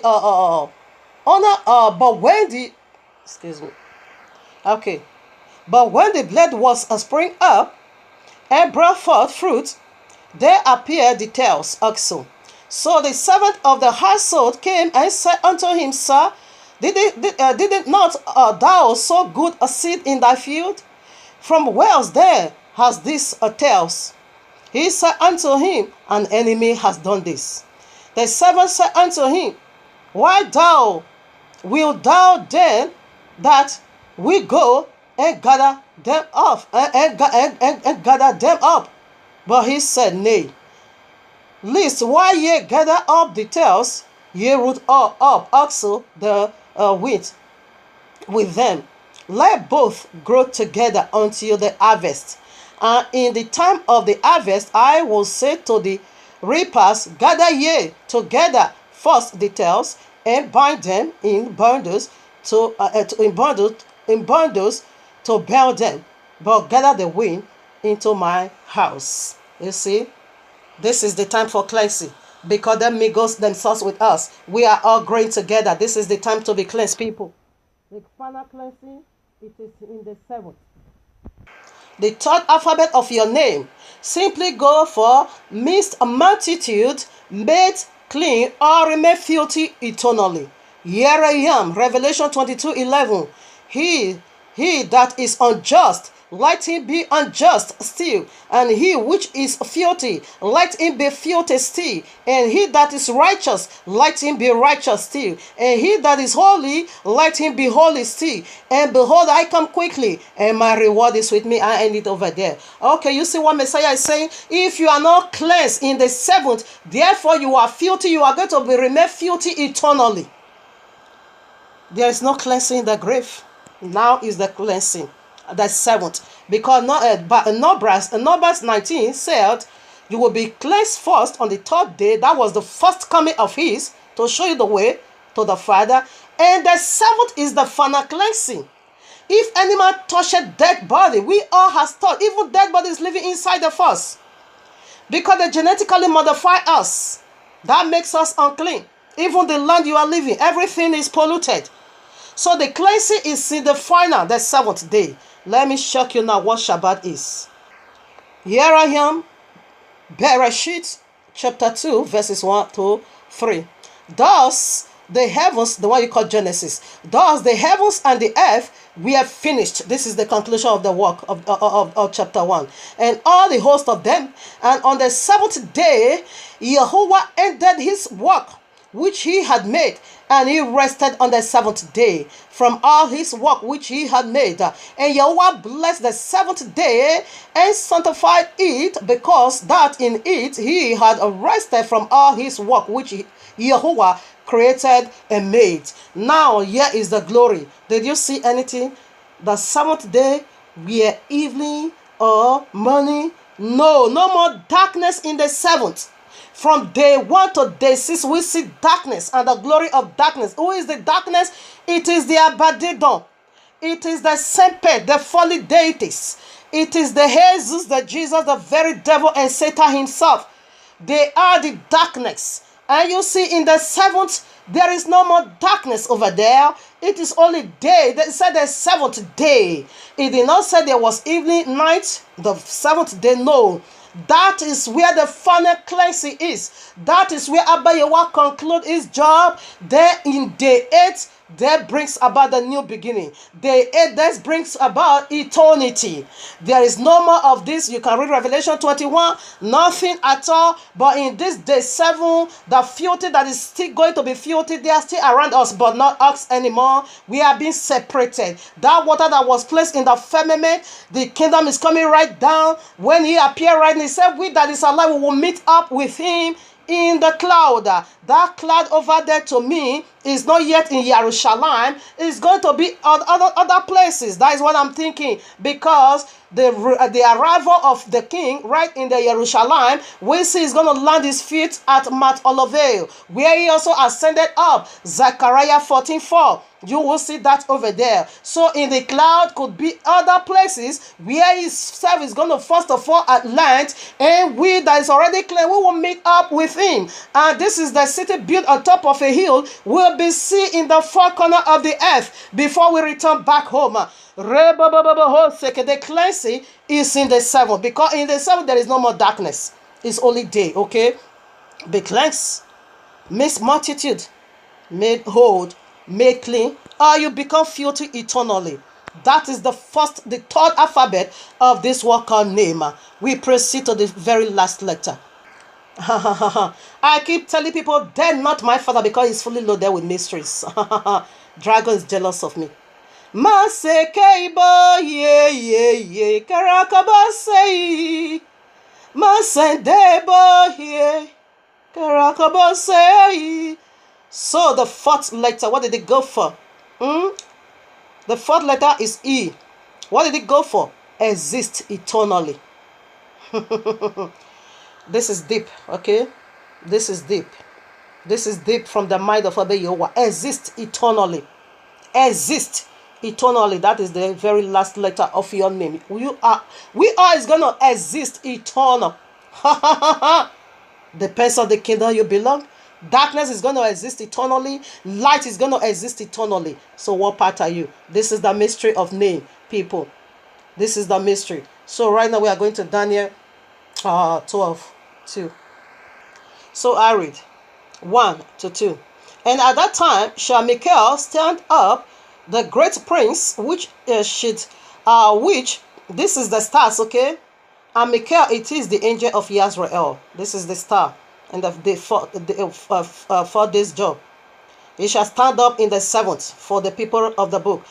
The great prince, which stand for the children of thy people, that is Yisrael. And there shall be a time of trouble, as such as never was since there was a nation, even to that same time. And at that time thy people shall be delivered, everyone that shall be found written in the book. Okay, written in the book. And many of them that sleep in the dust of the earth shall awake, some to everlasting life, and some to everlasting shame, some to shame and everlasting contempt. Yeah. So right now, exist eternally. Spirit never die. Exist eternally. So the link of fire is eternal kingdom. That is the final state of this fallen deity, darkness, the very one we have been establishing in me. Let me read here. Matthew 13:36-43. Then Yahushua sent the multitude away, and went into the house, and his disciples came unto him, saying, Declare unto us the parable of the tares and of the field. And he answered unto them, He that sowed the good seed is the Son of Man. The field is the word. The good seed are the children of the kingdom, but the tares are the children of the wicked one. The enemy that sowed them is the devil. The harvest is the end of the word, and the reapers are angels. As therefore the tares are gathered and burnt in the fire, so shall it be in the end of this world. The Son of Man shall send forth his angels, and they shall gather out of his kingdom all things that offend, and them which do iniquity, and shall cast them into the furnace of fire, and there shall be wailing and gnashing of teeth. Then shall the righteous shine forth as the sun in the kingdom of their Father. Who hath ear, let him hear. Exist eternally. Again, Matthew 25:31 down to 46.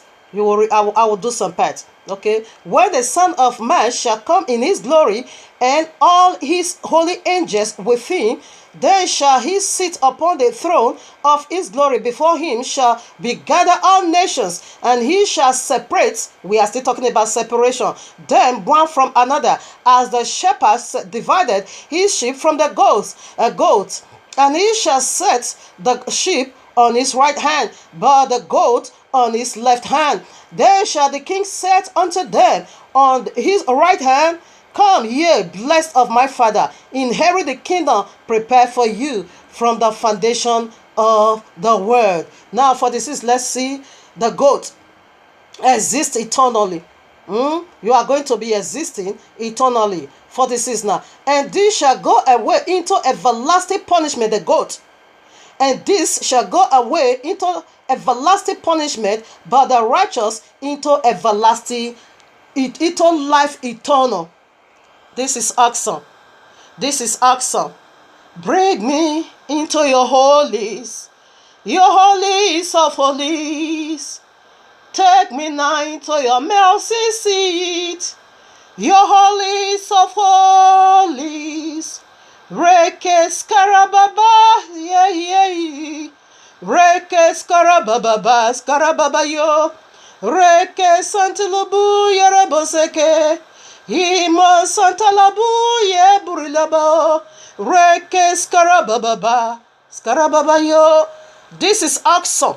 Exist eternally. Okay, that is the last lecture of this work called name. You can read on your own Revelation 20:10-15. The eternal state of the goat. We see it already. It is eternal link of fire.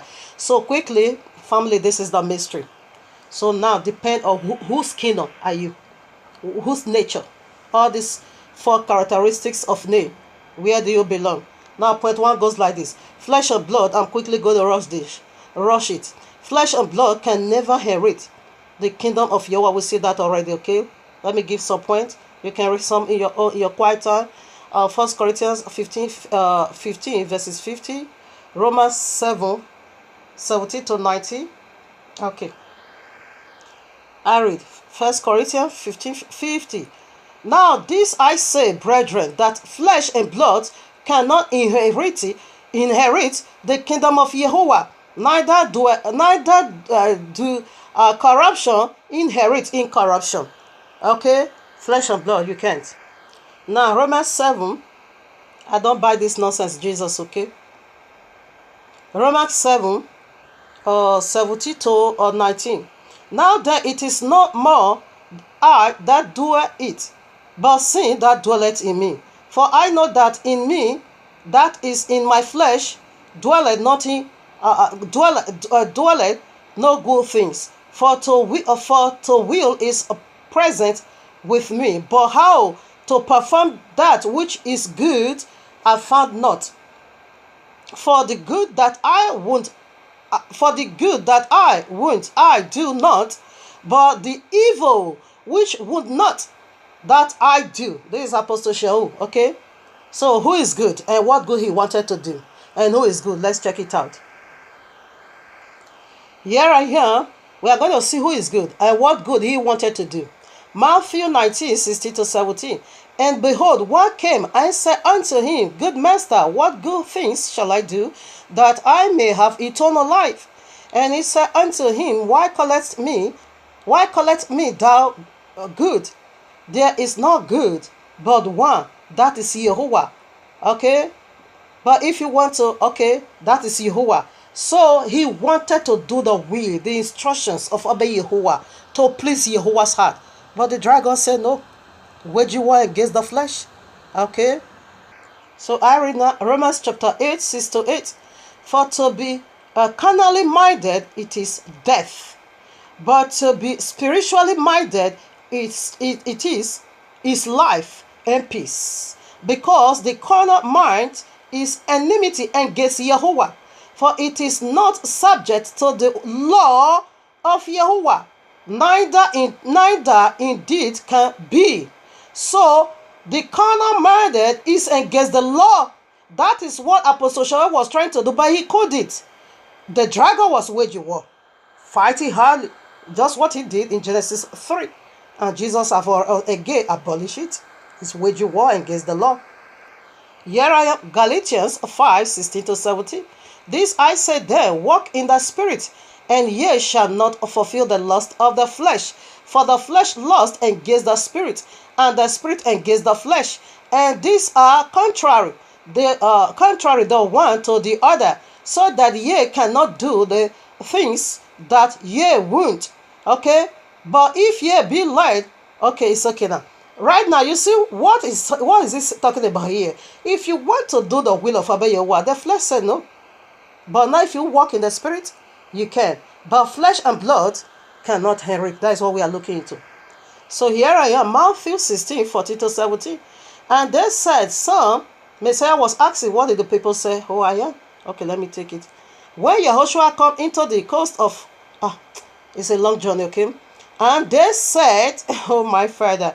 So Messiah was asking, what did they say? Who did they say I am out there?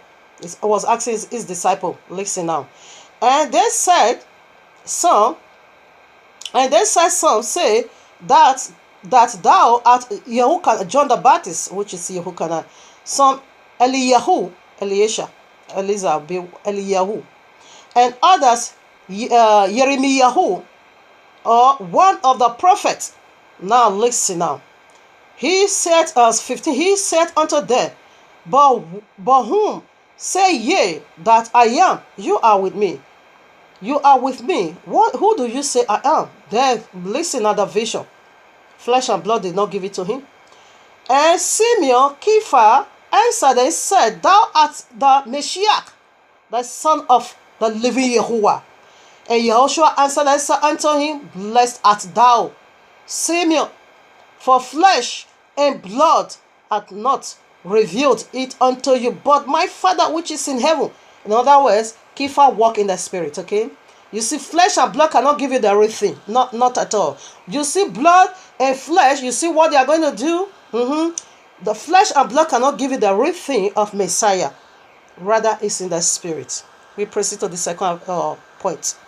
So to get the real thing of Abba Yahuwah, you can't get it by flesh or blood. So flesh and blood cannot inherit the kingdom of Yahuwah. Now point 2, to get the real thing of Abba Yahuwah, okay, you will have to walk in the spirit. So now point 2, what is flesh that is not allowed into the kingdom of Yahuwah? Flesh is willpower, okay? It's willpower, the knowledge of good and evil, okay?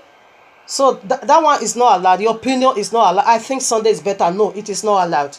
I think Christmas. No, it is not allowed. Okay, you can't come in. You are not coming in at all.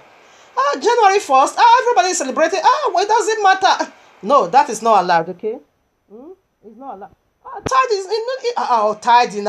We have to give money for tithe. No, that is not allowed. Okay, it is robbery. That is flesh, willpower. Now we are going to read Galatians 5:19-21. You can read Revelation 21, 1-8. They are not allowed, okay? I'm very sorry about that. Taking tithe for money, it is willpower. It is the knowledge of good and evil. You are not allowed into the kingdom. That is self-ordained wills. You are not coming in. Galatians 5:19-21.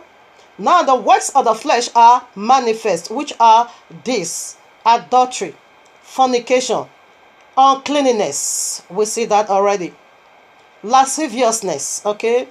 Idolatry, witchcraft, hatred, variance, emulation, wrath, strife, seduction, heresy, envyings, murderers, drunkenness. You can drink small, but don't get drunk. You are deceiving yourself. You are twisting the saying of Apostle Shahum. You are not coming into the kingdom. Okay? Ravelings and such like of the which I tell you before, as I have also told you time past, that they which do this do such things shall not inherit the kingdom of Yahuwah. These are the works of flesh. Okay? You are not coming in. Sticking with all this nonsense, you are not witchcraft. Christianity, they are the greatest witchcraft on earth. That is why they are not. They are the greatest witchcraft on earth. On earth, Jesus abolished the law. It is witchcraft. They are flying. They are the unclean bear flying in the sky. You are not coming in.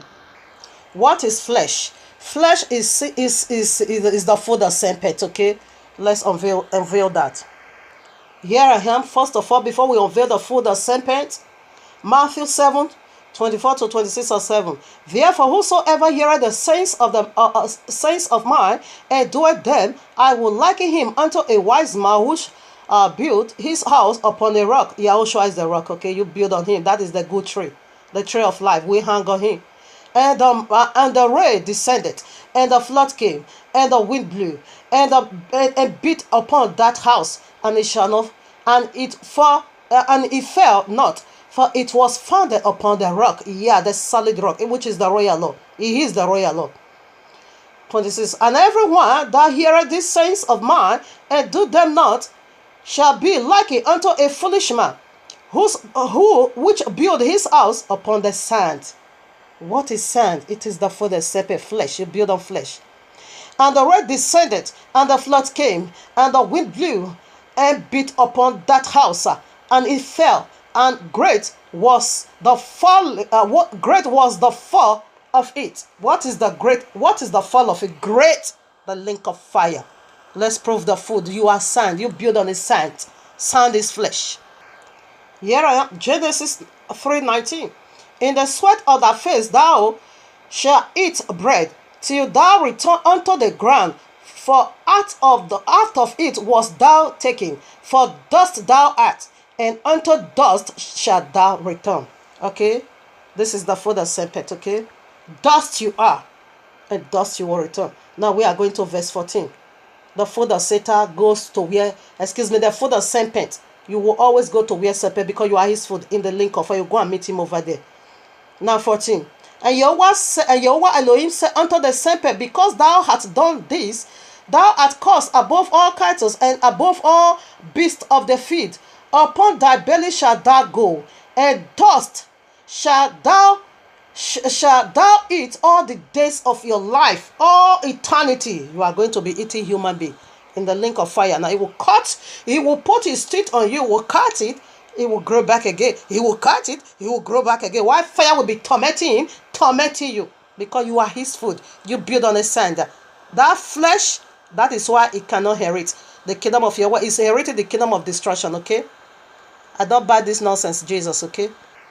Okay, now quickly we go 4.3. Then one more point to go.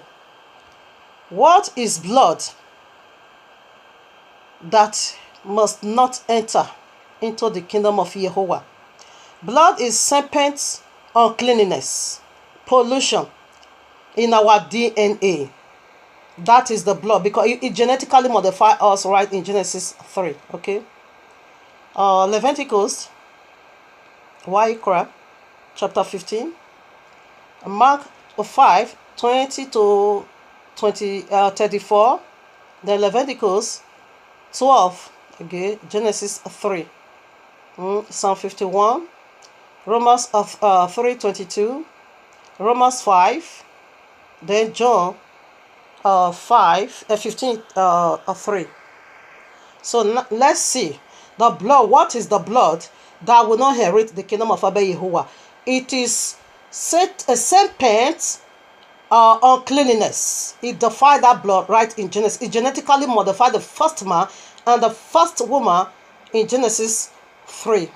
It joined with them, okay? Now, Leviticus 15. Oh, yes, I read from 16. Now, if any man, a seed of copulation, go out from him, then he shall wash all his flesh in water and be unclean until the evening. I will break this down. Let me first of all read up. And every garment, listen, and every garment and every skin whereon is the seed of copulation shall be washed with water and be clean until the evening, and be unclean, until evening. The woman also with whom man shall lie with seed of copulation, they shall both bathe themselves in water and be unclean until evening. And if a woman have an issue, and her issue is in her flesh be blood, she shall be put apart 7 days. Notice that is a footnote, 7 days again. And whosoever toucheth her shall be unclean until the evening. Everything that everything that she light upon in her separation shall be unclean. Everything also that she seated upon shall be unclean. Now, blood is unclean. And we also see the uncleanness of a man. What is my uncleanness? His sperm. It said when you release this, you become unclean till evening. Until evening, you are unclean. So what is Abba Yahuwah talking about? This very particular place, many people has really misinterpreted it like that of the physical. Just like Abba Yahuwah said, a woman in Deuteronomy, I think 5:20, should they put on men's garment. A man should put on woman's garment. Today they refer it to trouser. Woman should wear pants, of which he's talking about another thing entirely over there. He's using it as an illustration, but they couldn't get it. When you also go to 1 Corinthians chapter 11, verses 3, when he said Abba Yahuwah is the head of Yahushua, Yahushua is the head of the man, man is the head of the woman. Therefore, woman, cover your head. Now they also took it into another thing and use scarf now, deeper life, to tie up their head. And some of my brothers propagated that teaching that women should cover their head. When you go to verse 15, for you to know that he is not talking about just your own head, he's talking about authority. He now says, however, the hair of a woman is a covering. We have our hair as our covering. Head over there is spiritual authority. And this the Deuteronomy again, it is husband authority. Garment represent glory. It is glory of the man. Woman, don't take it from him. It's not your office. That is what he's talking about. It is an abomination where woman begin not to write on the seat of a man. Don't put on the garment of a man. Garment represent glory and honor and his covering. Don't take it from him.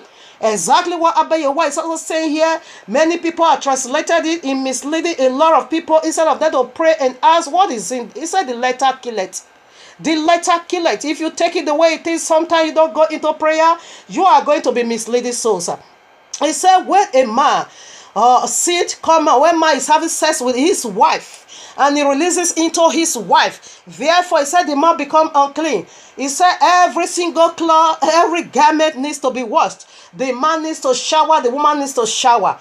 Now, if this is true, then it's going to be a hell, because the royal law makes it so clear that to nourish, the food of nourishment, nutritional nourishment, it is sex bed in your marriage. Nutritional nourishment, your husband needs to go into his wife every day sexually, just as the royal law said, 1 Corinthians chapter 7, when Apostle Shaul was addressing some certain issues, that man, you are not the owner of your body. Woman, you are not the owner of your body. Husband, you are not the owner of your body, but your wife. Woman, you are not the owner of your body, but your husband. I said you should not deprive each other. You shouldn't deny each other sexually. That is what he was talking about. He said, except in a mutual consent. In the mutual consent over there will be when she sees a blood period. You don't go in there. Okay? He said when she's done, except in a mutual consent. He said after that come together quickly again, so that serpent devil don't enter your midst because of your self-control. So if that what here is talking is that, which means if you have sex with your wife every day, you are going to be unclean every blessed day. You are going to be washing your bedspread every blessed night, every blessed day. That is going to be some kind of hell in the woman, for the woman to deny the man when the man say, baby, I need you. She have the right to say no. Why? Because she's the one that is going to do the washing. So if man have to be having sex with his wife every blessed day, which means his wife is going to be washing clothes every blessed day. So if this is what Abba Yahuwah really mean, it is a contradiction. Okay, if man have sex every day, so every night you guys feel you need to go to shower and shower, that is a contradiction. I didn't say you shouldn't wash, okay? Man needs to wash, his rod, while woman needs to wash her vagina. But he said you should bathe.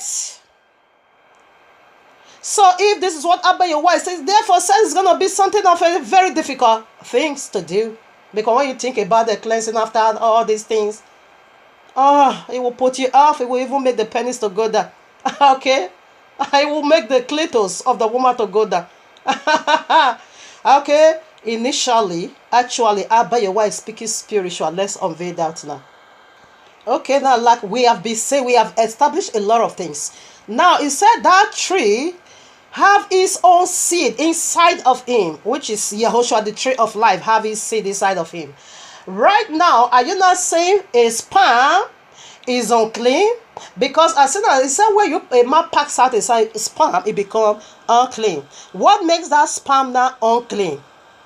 As soon as you pack it out, what makes it now unclean? Yes, the reason why that sperm becomes unclean, it is what the devil. I don't know why some people find it so difficult to believe that it is sex activity that transpired in Genesis 3. This is why the whole thing is polluted. What does this have to do with sexual activity? Now that as soon as you go into your wife, now you become unclean, you as a man. You don't even think twice. Yes, it was sexual activities that transpired in Genesis 3. We always go back to Genesis 3. As Revelation 12 now retells us that old serpent that deceived the whole world. Go back over there. The serpent has sexual relationship with a woman. By so doing, genetically modified, pollute the whole system. Okay? And the devil also has sex with a man in his anus. Says there is always a transmission in sexual activity. When the serpent has sex with a woman, it leaves something inside of him. Excuse me. And the devil himself also has sex with a man in his anus. He drops something over there. This is how they corrupt the sperm of a man, and this is how they corrupt the sperm of a woman. That is the arousal fluid. Now it's contaminated, it's polluted. The DNA is highly polluted.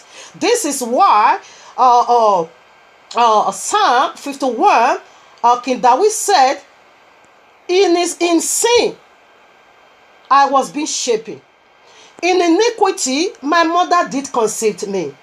And this is why Romans also said, all have sinned and fall short of the glory of Abba Yahuwah. Lest I forget this. The garment over there, it is the glory in Genesis 3. They were not actually naked. They were covered with the glory of Abba Yahuwah. As soon as the devil copulates with them, serpent, has sex with. As soon as serpent starts to, Abba Yahuwah knew already she's going to do it. Therefore, the glory left her. The glory was the covering. Let me prove that first. Revelation 12, I read from 1. And there appeared a great wonders in heaven, a woman clothed, listen up, with a sun, and the moon under her feet. Upon her head, a crown of 12 stars. We see this 3 category right in Genesis 1:14. She clothed with a sun. The sun was her clothing. Okay, the moon was her shoe under her feet. The star was a crown upon her head. This is how Abba Yahuwah decorated the first woman, people. And this is what the devil, the serpent, lusted after in her. And stripped her naked of this glory. This is how Abba Yahuwah decorated both the first man and the first woman. That glory. He said she was clothed with a sun. That is the glory of Abba Yahuwah, the King Yahushua HaMashiach himself. The Holy Seed that it was inside itself. This is what the serpent, when the serpent came in, the glory, all this glory left them. That is the glory that is being polluted. That is the garment Abba Yahuwah was referring to. That as soon as you finish having sex with your wife, now because when the first man, the devil has sex with the first man to corrupt, to take away this glory, and the serpent has sex with the first woman and drop in something over there, and the man also have something that is also being dropped from the devil inside of him. And this is how the sperm of the man is being polluted. And this is how the arousal fluid of the woman is being polluted, being contaminated. That whenever this man and woman come together in having sex to do that holy one service, there is transmission. That which the serpent dropped in the woman, he would transmit it to her husband through her arousal fluid. And that which the devil dropped within the man, he would transmit it to his wife through his sperm. And today, to my amazement, sperm has 3 color. There is one pure white, the other one is gray color, and the other one is yellow color. That leaves us a testimony of sperm pollution, because the white sperm represents the purity of Abba Yahuwah. We always know something white always speaks about Yahuwah's purity, Yahuwah's holiness. That is the meaning of white. That is what white speak of. But now we are seeing the sperm gray. We don't have anything as holiness in gray. We are seeing another color, yellow. I want never speak of Abba Yahuwah's holiness. Only the white symbolize the holiness of Abba Yahuwah. Yes, that was how our sperm supposed to be. Our sperm supposed to be white.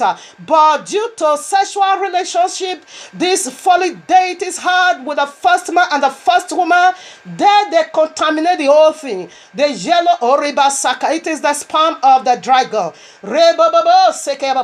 And the gray, it is their sperm. The white speak of Abba Yahuwah. Even though your sperm is white, forget about that. It's already being contaminated. From Genesis 3, what has been will be again. The 7th, it is where the cleansing lies.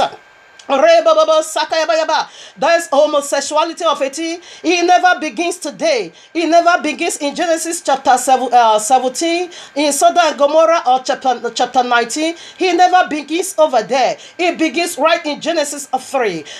Folly dating, having sex with a woman, married with a woman. It begins in Genesis 3. This is how they contaminate the system of the body. This is how they genetically modify the body. Now, what Abba Yahuwah was saying over there, there in this Leviticus for you to be clean, it was putting you into that when you finish, speak the word represent water, and pray unto Abba Yahuwah to remember you now in your glory. That issue, that because the cloth over there, the garment, so every garment needs to be washed. This is how you wash your garment in prayer. For that same glory you once had with Abba Yahuwah in Genesis 3 before the fall, to return back unto you. This is the glory. This is the garment Abba Yahuwah was speaking of. He never said you should be washing your bedspread every blessed day when you go into your wife. Remember, the woman is being separated for a whole 7 days. Why would she be separated for a whole 7 days? Does that mean every woman's period lasts for 7 days? Like myself, I have a testimony. Mine only lasts for 2 days. In the 3rd day, I'm made whole already. But here he's talking about 7 days separation. That if I'm married, while seeing the blood, I have to be separated for 7 whole days.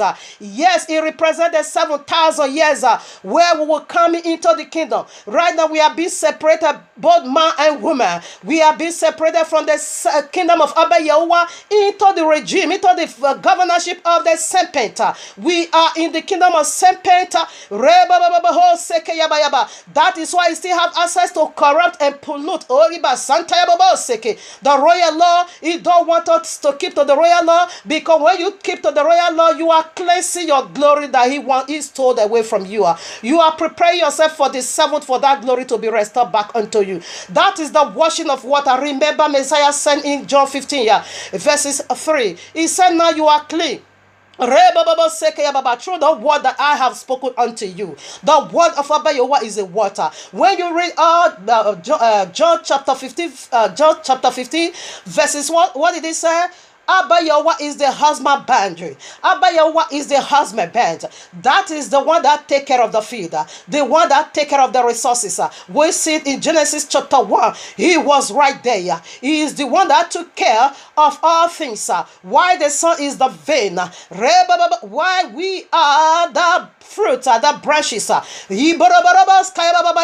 Yes, he said you are cleaner for that very word that I have spoken unto you. What is the word that he has spoken unto you? Therefore now there is no condemnation for him that returned back to that tree of life. The tree of life is Yahushua HaMashiach. What is the word that he spoke unto you? He is the Passover lamb. You have been made clean. That is the job, work of redemption he came to do for you.